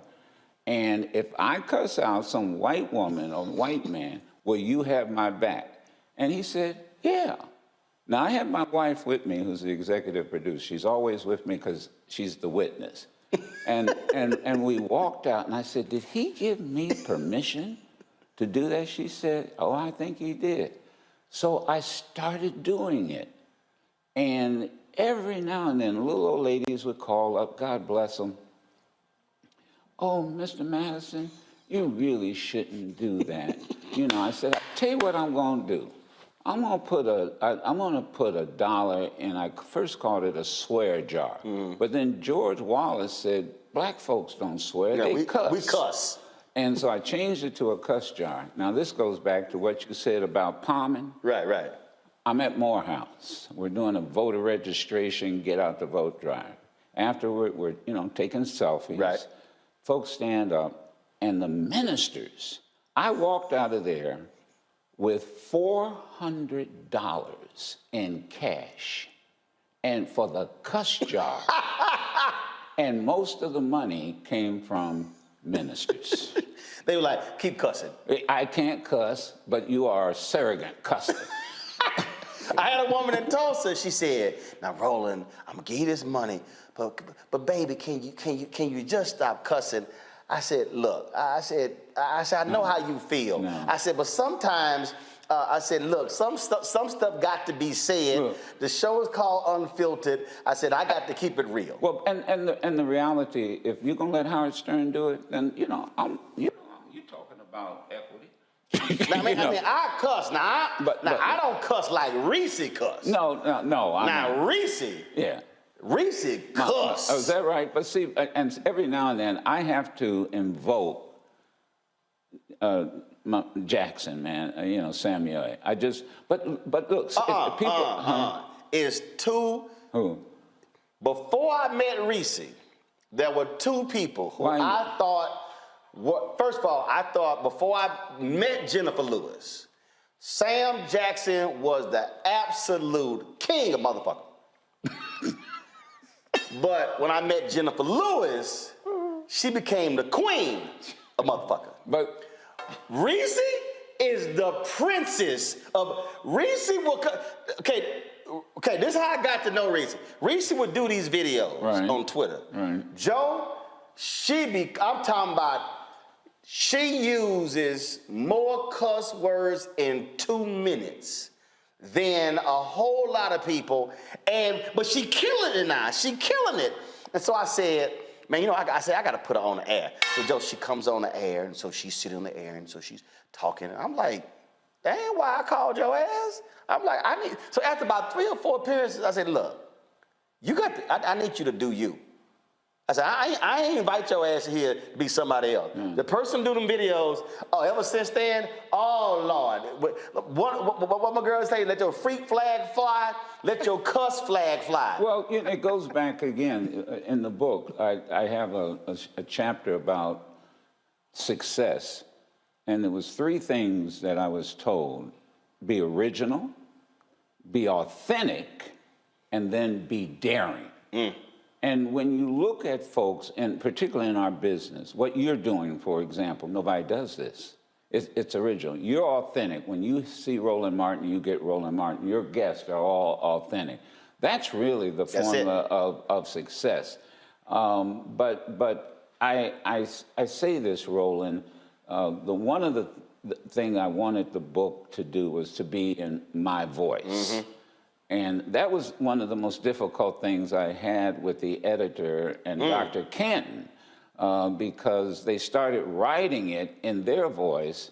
And I always go back to what somebody said about Malcolm X and Al Taylor.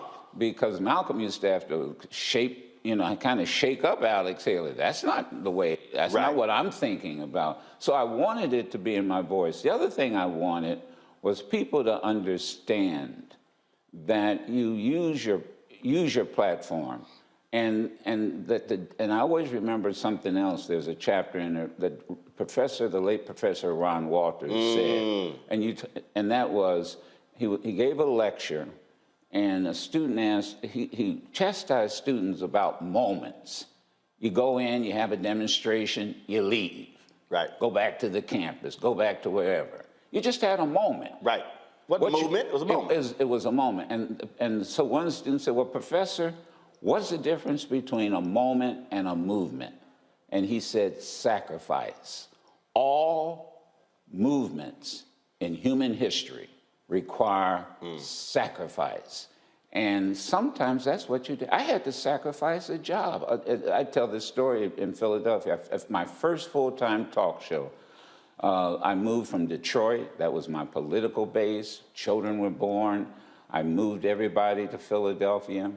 And I was doing a show, now get this, midnight to 5:30 in the morning. And I was only black. And I had the program director and the owner tell me, now this is after. In Philadelphia? In Philadelphia. We're getting too many calls and letters, because this is before social media. You're talking about black folk too much. And so, you know me. So the next day, I decided, you know what I'm going to do? I'm going to interview two people, different viewpoints. So it was Ron Brown, because he was running to be chairman of the DNC, the first black chairman. So I had Ron Brown on 1 hour, and then the next hour, I interviewed Louis Farrakhan. I was gone. And you say y'all want to see black? And then when I came to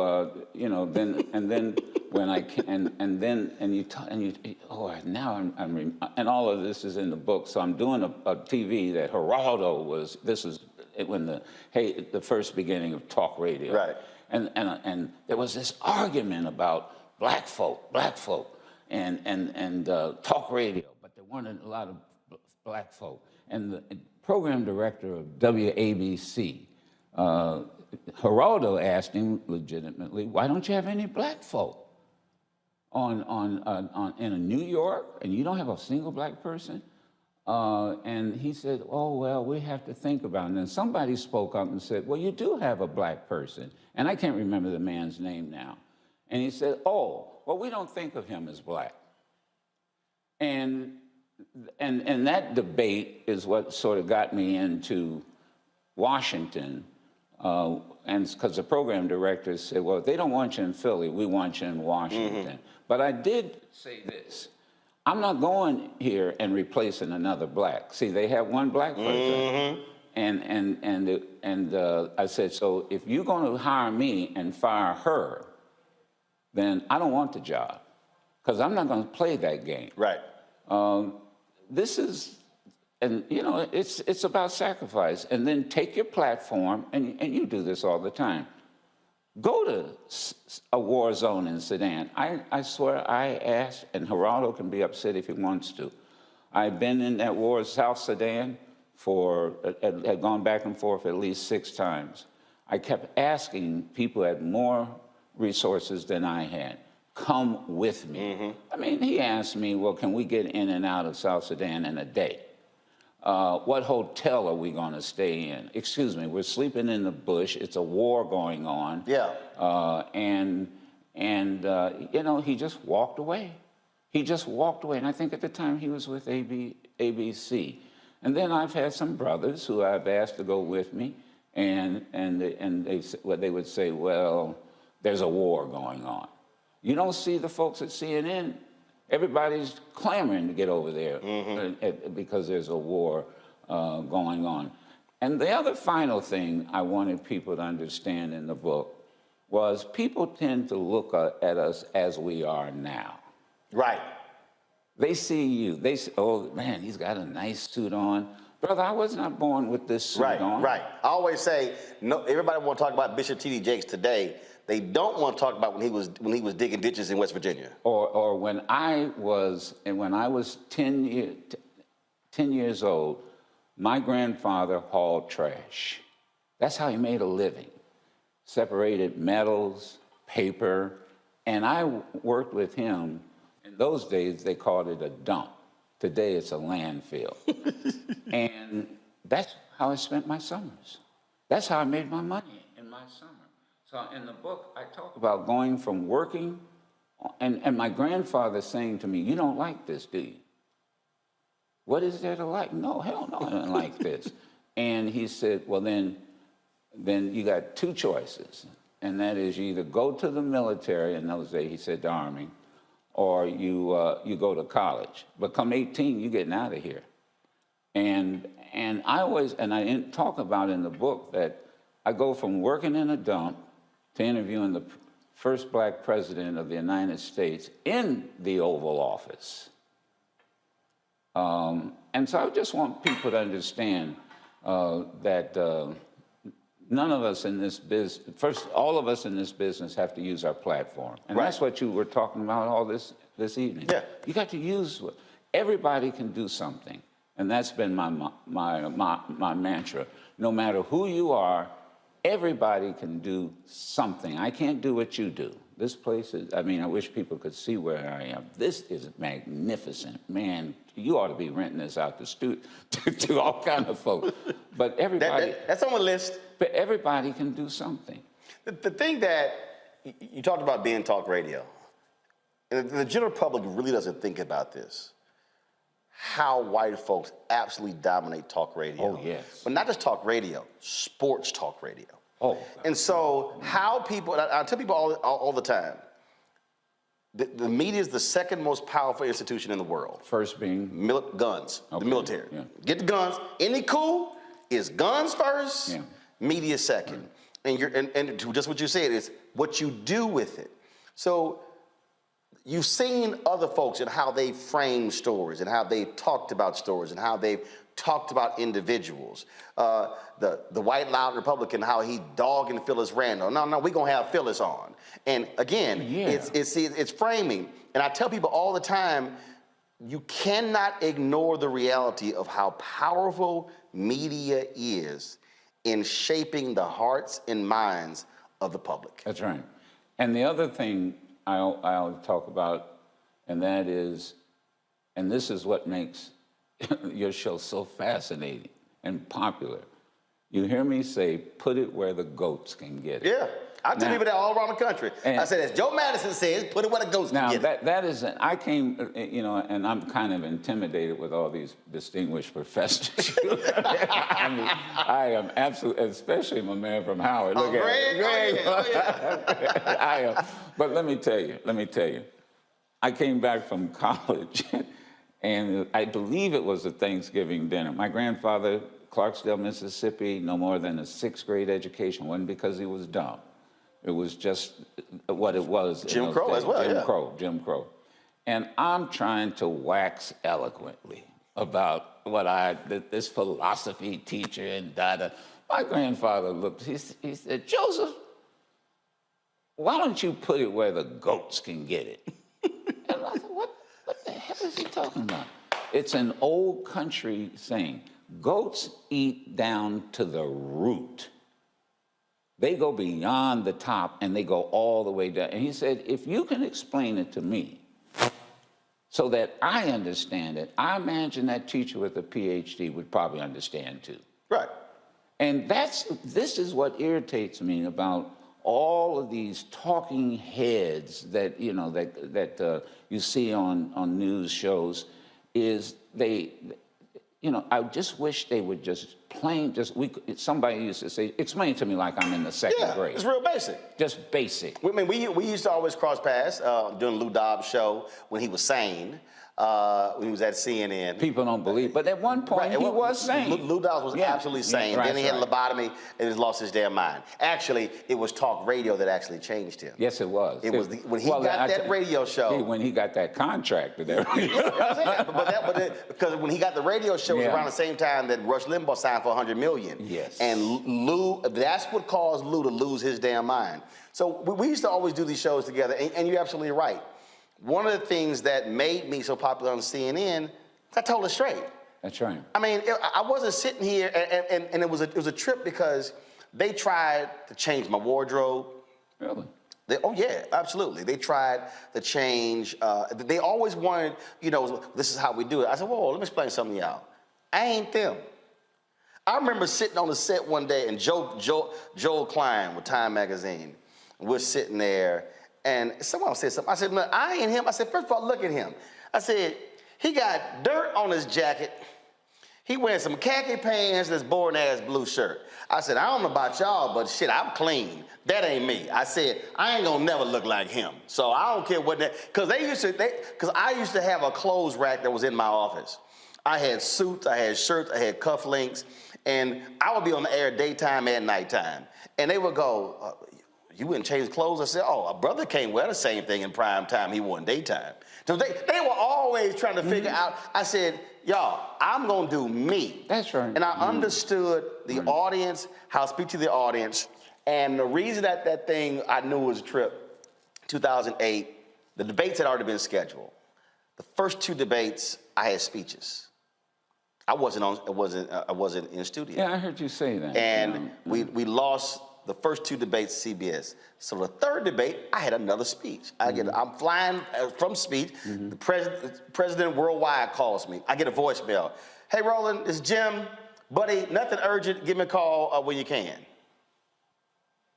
When the worldwide CEO call you and say nothing urgent, you know it's urgent. Yeah, you know it. So I knew exactly what. So I called my agent, Mark Watson, and said, Mark, we probably going to have to move that speech next week. I think he's telling me we need you. And when I called him, he said, we need you on set. Right. So I go on set, and that's when they had them huge panels. So they had about 10 of us up there. It was 9. It was 8 panelists. It was 9 panelists. It was 2 anchors. They had 8 seats. I was like, so I'm standing up. And I was like, who gonna be the first black person to see me, who called me or sent me an email about me standing up? It was Spike Lee. Black man can't get a chair? So when the night was over, I was like, yo, what the hell was up with that? They said, oh, no. We wanted everybody to see that you were here. Yeah. Yeah. That's what they told me. Yeah. That's when you understand how you have an impact on people, and it's who you're communicating with. You have been doing that, but serious is one thing, but talk about, again, being in D.C. and dealing and talking just regular, ordinary folk, the folk like your grandfather, and how they have a commitment to say, we gonna ride with you, Joe. We got your back no matter what happens. I think you get to a certain point where they just can't deny you. Look, they know you're professional. And I think there's the other issue. I'll say this. They know you'll walk out the door. I mean, I will walk out the door. Can I add something, though? Not to get off that point. You were talking about Jackie Robinson. I think the piece you did was superb. I wanted to remind everybody that this summer, Rachel Robinson is going to be 100 years old. Indeed. And if you're going to talk about Jackie Robinson, you got to talk about Rachel Robinson. And I'll say this may tick a lot of people off. I said it yesterday at George Washington University. They have a Jackie Robinson project that they won't fund. The university won't fund it. They have to raise their own money. And I said yesterday, maybe if Will Smith had just stopped and paused for a moment and thought about Jackie Robinson and what was said to Rachel in those stands. They called her everything but a child of God. And I said, and he had a bat in his hand. Yeah. And maybe he just should have thought about Jackie Robinson and what was said about him and the woman he was married to until the day he died. Now, I know there's an argument about who should have slapped who or not slapped and that kind of thing. And I personally also think that there ought to be curriculum in every college about Jackie Robinson's legacy, because it was more than just baseball. Oh, absolutely. Absolutely. You know, I mean, you read his book, I Never Had It Made. He was a business person. I mean, the professors know better. And was hardcore and challenged his own Republican Party. And there's another issue too. I've been hitting on Fort Hood. Now, first of all, well, he was court-martialed. There is an effort and a petition to change the name of Fort Hood to the Jackie Robinson base. Really? Yes. Look it up. And by the way, so let's start with who was Hood. He was a Confederate general. He was a Confederate general who, by the way, quit the military. So I want the audience out there to go look it up. And I think that's one of the next things that since they're talking about changing the names of these bases. And one of the hardest things to find is the TNT movie where Andre Breyer played Jackie Robinson. It was called The Court Martial of Jackie Robinson. You cannot find that anywhere. Yeah. I remember watching it. It may be still on VHS tape, but not even on DVD. I got some other questions. I'm gonna bring in the panelists in now, so they can ask. You didn't tell me. Now I got to take. I got to take an exam from. Yeah, you do. So I ain't gonna go to the professor first, because we gonna ease into it.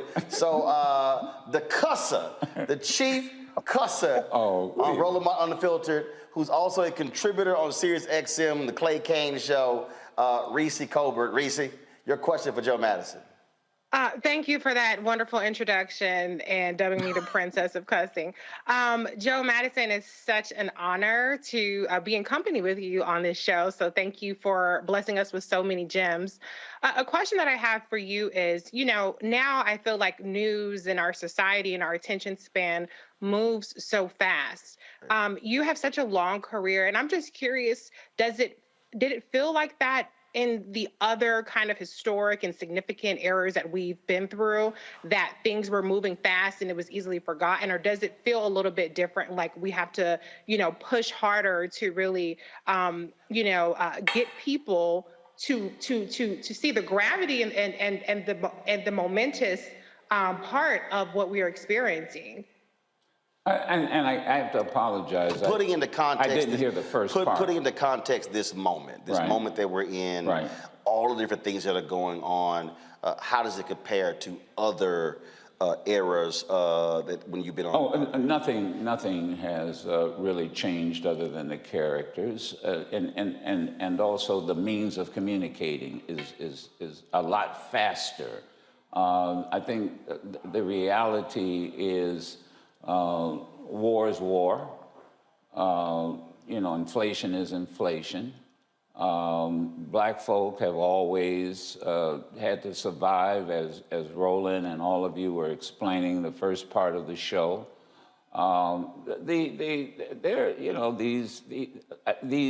It's something. Maybe the best way to put it, like putting it where the goats can get it.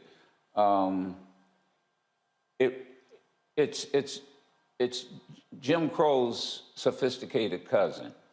I always refer to him as James Crow Esquire. Same attempts to maintain white supremacy. No ifs, ands, buts about it. It's just more sophisticated. And they've learned a few tricks. But the reality is that it's just sophisticated. And we have to do more reading, we have to do more researching, and I also say this, it's, again, in the book, Radioactive, it's cultural conditioning. Now, what do I mean by cultural conditioning? and you've been saying this all evening long. America is culturally conditioned to believe that white is superior, black is inferior, and the manifestation of that cultural conditioning is that blacks are undervalued, underestimated, and marginalized. And some of us are culturally conditioned. That's right. To believe, to undervalue, underestimate, and marginalize ourselves. When you were talking about the monarchs, you can have both monarchs and blacks in Major League. I mean, but we have to recondition. That's right. Our culture, and culture is the for me, I say reprogram. Yeah, but it's the same thing. Right. Yeah. And culture is the hardest thing to change. Yeah. And in any country, culture is the most difficult thing to change. But see, what you said about when you talked about if Will had stopped and thought about Jackie Robinson, it's about being intentional. Just what I was saying, when I was picking shoes, I could have said, I'm going to wear the white pair of shoes. No. I'm going to specifically wear those because they're black-owned company. That means stopping yourself, thinking it through, taking that moment, thinking it through, no, I'm wearing these for a reason. And I think what happens is, we have gotten, first of all, I tell people all the time, we have to really not appreciate, but understand how powerful white supremacy was in terms of how it's so deeply ingrained into our psyche and white folks that, yeah, we can look at something, and I get it all the time where somebody's like, yeah, but we gonna get you a real show. Yeah. I'm sorry. Yeah, what the hell is it? What you mean real? Oh, let me tell you about And they really mean white. Yeah, I have a chapter in the book where I talk about, people always ask, how did you get the handle Black Eagle? And when I first started using that handle, folks went crazy on the radio. I mean, these white people went nuts. Now, the managers didn't, because what are they going to tell me? I can't say it. And let me tell you how it came about. I was following Oliver North. We're in a meeting with a talk show consultant who was bragging about Oliver North. Oliver North had never done talk radio before. Oh, he's the Captain Kirk of this this Enterprise ship. And I said, well, what are we? We're not oatmeal. I mean, what are we? And he brushed me off. So I left the meeting and got in the car with Dick Gregory. And I said, you know what? I think I'm going to start calling myself the Black Eagle. I'm in Washington. Right. National bird is the eagle. And I said, but have you ever heard of a Black Eagle? He said, no, but I think tomorrow morning we're going to be hearing about it. But guess what happened? I find then God is fate. I'm looking at National Geographic, and they do a special on eagles. And the biggest, largest eagle species is a Black Eagle. Wow. And then you would have white folks call in and say, well, if you the Black Eagle, I'm the white pigeon. And I said, well, just remember, eagles eat pigeons. So, I mean, I just think you have to be original, you have to be authentic, and you have to be daring. Yep. That is, and you know who told me that was Aretha Franklin. The queen. Yeah, because when you hear Aretha Franklin, that's who you hear, and you know it. Yeah. And remember, she wasn't a big success when she first started out because she was doing other people's... She was doing covers. When she decided to be authentic, there you go. That's when she became a hit. There you go. That's why, and I say this, and that's why I consider you a brother and a friend. You're authentic. And people need to understand that. You are authentic. And folks just don't like it, just gotta get used to it. Whatever. Yeah. Whatever. Terrain Walker. First of all, Joe, it's an honor and a privilege to be in the same space with you. First of all, this is amazing. My question to you is, well, there's always been a history with black entertainers and black reporters and black radio people where they were they were basically the voices of the community, and they were able to interpret world events to the community. And my question to you is, do you feel like some of that legacy has been lost? How can we bring that back? How can we revitalize the idea of black people like yourself, like Roland, being the griots for the community and interpreting black communities to the world and the world of black people? We've always had in these cities, in each one of these cities, you had a black eagle, you had that voice. Yes. It could have been a DJ, it could have been a talk show host, it could have been a columnist. And during there was a congressman during Reconstruction period. He was known as the Black Eagle. Yeah, go ahead. And in many ways, I think what Duran is saying is we've lost that. And so how do we bring that back where we have these voices that, to your point, that are sacrificing for the collective, and I'll add to what you said, Duran, who are not all about getting them the check, but is really about representing the people in the community. I don't know how to answer that. I really honestly don't know. I think that's maybe one of the reasons I did the memoir, is what made you? What made you? My grandfather, working with my grandfather in the trash truck. What made you? Was my minister at St. Margaret's Church, who was a brilliant man. What made you? It was a football coach who, by the way, my first football experience, I got kicked off the team because I was active in large part in the black student movement. This is, and some of you may know this, and that is we were trying to get black studies on these campuses. Brothers are getting kicked off the football teams around, go read this, around the country because they wore afros or because there was a black student movement and ball players were looked up to. And if you walked around campus maybe with a black band as part of the protest, the coach would call you in and say, you take that black band or you lose your scholarship. And some folks wouldn't do it and they'd sacrifice their scholarship. That's the best way that I can answer it. Our perspective is what creates us, and our experience creates our perspective. And so I guess it was all the things I went through, and that's why it was a challenge writing this book, because I had to go back, and the editor kept saying, well, why did this happen? Why did that happen? And so it's based on your experience. Why are you the way you are? Why are these professors the way they are?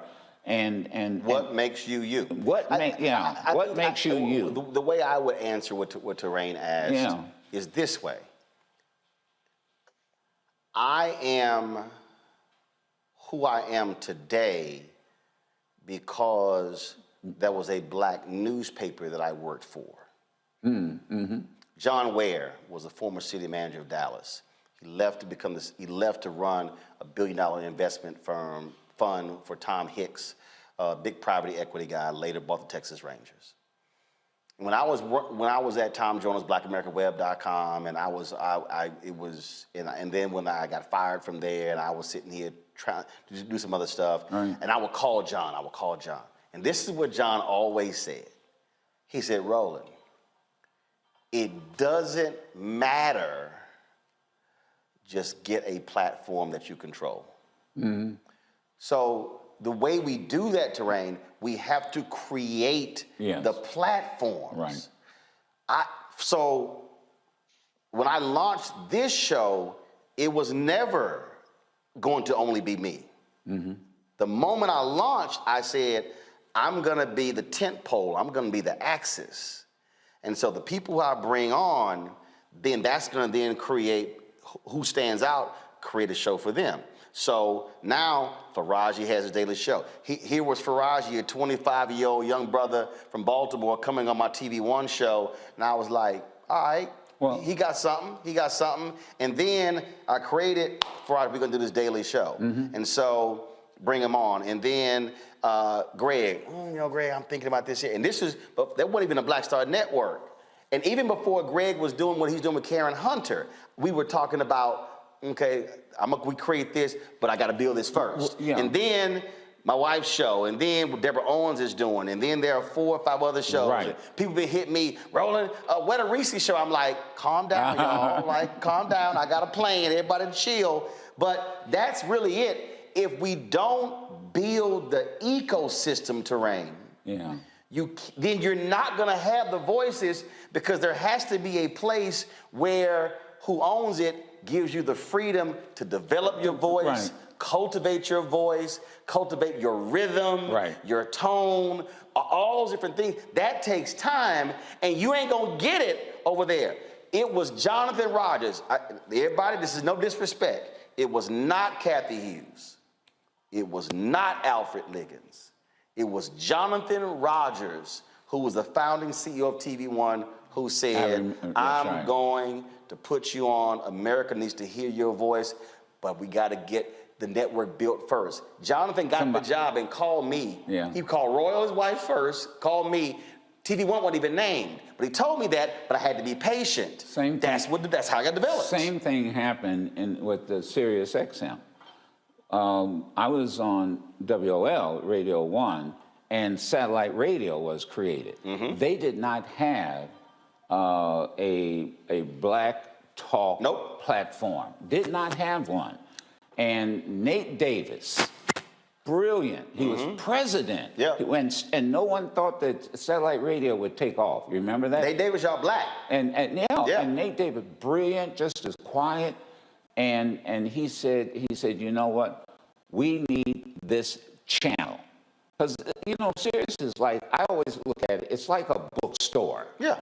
And if you don't like what's on channel 26 or 126, go over to another, I forget how many channels there are. So it's like, if you don't like this book in this section, then go to another section. And Nate Davis came to me and said, we have got to have a platform like, and initially it was the Power. Now, they know how I feel about that. It should have stayed the Power. But, some brother came on and said, well, I don't like news, and, and the Power sounds so 60-ish, and I'm blowing them out, but that's okay. And say, let's change it to urban view. First of all, I hate when they slap urban on anything. I'm like, just say black shit. Don't. I hate. Dude, I can't. I can't stand when they throw urban in or soul. But wait a minute, you got the Patriots channel, so that's the right wingers. You've got what is it, Progress, and that's the liberal channel. Basically the liberal. The POTUS channel. Politics of the United States. Now, why can't you? And I've argued this. Why can't you have the black channel with all these brilliant minds you have and call it the Power? And so what I've been told is, it is what it is now. You guys are really popular, so don't change it. And I'm saying, okay, I'm still gonna cuss. No, I'm teasing. Dr. Greg Carr. Oh, I'm really intimidated now. Oh, no, God. It's the opposite, Baba. I tell you, man, I could just sit here and listen to you all night. I want to add my honor and respect given to you, like Reese and Terrain said. Every time that I've been around you and seen you, it's just an honor, brother. Sometimes just shake your hand and stand there and listen. I remember the first time I saw your studio in Sirius XM in D.C. I went down to do Wilma Leon's show on the weekend. We walked by, I said, that's where the Black Eagle sits. And I'll never forget that. But I guess my question is very broad, and it kind of echoes what Reese was asking, Brother Madison. And I know my old classmate Dave Canton probably gave you hell because he, like me, is an academic and trying to put words in your mouth, and you had to get him straight. But he says in the beginning of your book there, Radioactive, he says, you know, you always remind us to listen with our third ear. Right. And so looking forward, and you and Roland are really talking about this, but I wonder what you see with your third eye, what you hear with your third ear about the future of media generally. I don't know if radio will ever be displaced. I mean, we all grew up on radio. Hearing your voice got us through many a challenge in our community. But I wonder, as you're looking forward with legacy media seemingly coming apart at the seams, you know, what do you see in terms of breaking through all the noise and really capturing the imagination of our people, particularly as it relates to information? And thank you for your continuing work, Bob. With this whole piece about listening with the third ear and reading with the third eye, that came from a older politician. I remember the ride from Detroit to Lansing. He was a state senator. And he said, look, young man, I was just brand new running the NAACP. And he said, the best of what's his name, Will Rogers. Will Rogers? He said, yes, there's a book out, read The Best of Will Rogers. Now, who is Will Rogers? Will Rogers was like the Johnny Carson of his day on radio. You know, he was the one that would say, you know, Congress is the second oldest profession. I mean, and people would listen to him. Oh, homespun. Oh, yeah. But political humor. Yeah. He was, now, the other thing he said was listen with a third ear and read with a third eye. See, and so to answer your question, too often, and we take what we see and not realize what's really being done in the background. That's that third eye that you see. What is that news story? What's really behind that news story? So again, radio will always be around. I think it was a point in time where I think we used to say whenever people would take over a country, there would be a revolution. The first thing they take over is the radio station. Yeah. After the military, it's media. They take over the radio station, and we see that. Radio station, newspapers. And so here's where I think it's going, and that is everybody now is a potential communicator. Yep. Right with this. Everybody now is and we're seeing it. Yep. Like the story out of Michigan, yep. Where that Grand Rapids. And you know, this guy, the passenger, became a reporter. There you go. He pulled that young girl in Minnesota. That's why I give lessons on the air saying, shoot horizontal, please, so it fills the whole screen up. Yeah. Don't shoot vertical. We get the black bars. I tell everybody, shoot video, shoot like this. Now the other thing is that. And I know folks like to criticize the younger generation. But I tell you, I did my hunger strike. And folks thought it was crazy. Mm-hmm. But I knew what I was doing because Dick Gregory and I used to, and he taught me how to do it. And he taught me why you do it. You do it to get attention. Right. You get it to get the people. Now, we didn't get the legislation because we had 2 Democratic senators that just were traitors to our cause. But you know what we did? We woke up a younger generation. They now know what a filibuster rule is. They now know how Congress works. Young folk went on hunger strikes that you couldn't get them to pass a fast food place. They realized we have to make sacrifices. We woke up a generation. And Doctor, I will say this to you, and I say this with all due respect. Quit talking about passing the torch. Now, I'll tell you why. I'm not going to pass my torch. I'm going to hold on to my torch. I'll light your torch. Right. So because if I pass my torch on to you, I'm in the dark. Right. I'm in the dark. I use the relay example. Thank you. You run a relay. This is what I explain to people. But you got to keep running though. Right. First of all, right. You're running at the same time they're running. Right. when you stick it out, they have to reach back. And there's a point when both of you are holding the baton at the very same time, right. Yeah. and then you got to let that baton go. And that generation has to run faster than we did. There you go. So what I tell folks, I've always hated that phrase too. Even when I was 20, 30, I hated that phrase because what it said to a lot of people is, "Oh, I'm just gonna sit here and do nothing." I wish y'all all people get out of the way. We were on. I'll never forget. It was after Roland Martin, after the Zimmerman decision. He's found not guilty, and folks were just they were shocked. I'll never forget that. I'll never forget the night. It was a Saturday night. Deltas had their national convention here. I was actually at their step show, and the thing that just circulated. And by 3 o'clock in the morning, probably about 800 people around the world who were on the phone. The next night, it was like 2,000 people who were on the phone. People just wanted to talk. It was interesting. They had no place to. They wanted to go to some place to convene. Mm-hmm. It basically turned to a talk show.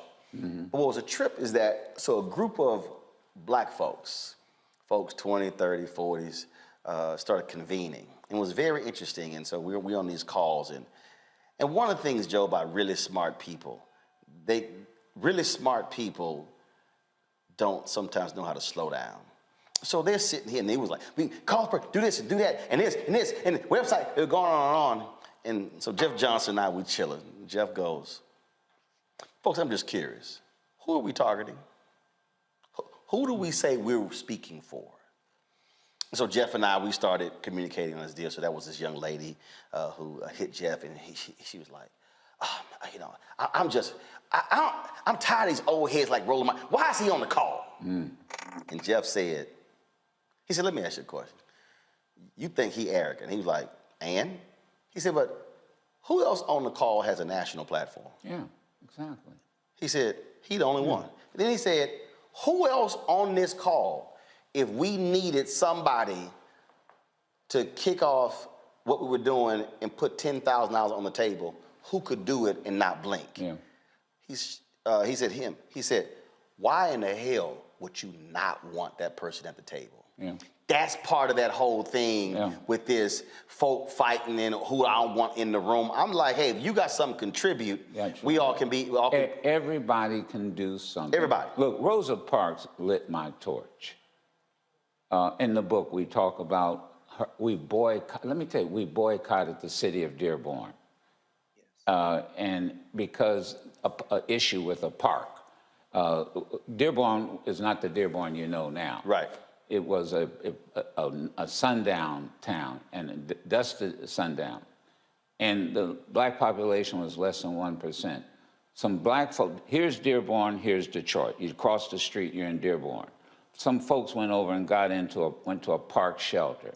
People came in and said, well, you can't, this is Dearborn Park. You can't have this, it was a public park. You can't use this shelter. And lo and behold, we're reading, again, the newspaper. A good friend of mine, he worked at John Conyers' office. Rosa Parks worked there. And he said, we got to do something about this. This is a public park. So we got together and said, okay, fine, we'll boycott the city of Dearborn. So, they had a huge regional mall. Black folks were spending their money. We did. And Rosa Parks said, I'll join you. Oh, okay. And so we decided, we took a lesson from Randall Robinson and the boycott, the boycott of the South African embassy. Mm-hmm. We did it the day before Thanksgiving. Why? Media. Why? You know why. Because Thanksgiving Day was going to be a slow news day. Mm-hmm. So Rosa Parks and Joe Madison gets arrested in Dearborn, calls for a boycott. 70%, it was instantaneous. It was spontaneous. People stopped shopping what they call now Black Friday. Right. They stopped. Let me tell you who gave me more hell than anybody in Dearborn, the older black leadership. You did not get my permission to call a boycott. Because Henry Ford called all of the black leaders. Now Coleman Young was mayor, And there were some powerful black folk. I'm just a young 20-something NAACP executive. I don't know. I wasn't even with, I was on the political department at the time. Yeah, because I was with Ben Hooks. They called me into a meeting. This was a Saturday morning. They have eggs, bourbon, and you know, that one of those meetings, like a kitchen cabinet. And there were some powerful folks. There was a federal judge. There was a mayor. There was a labor leader. Man, these are older brothers. Right. And they said, you know, you remind me of myself when I was your age.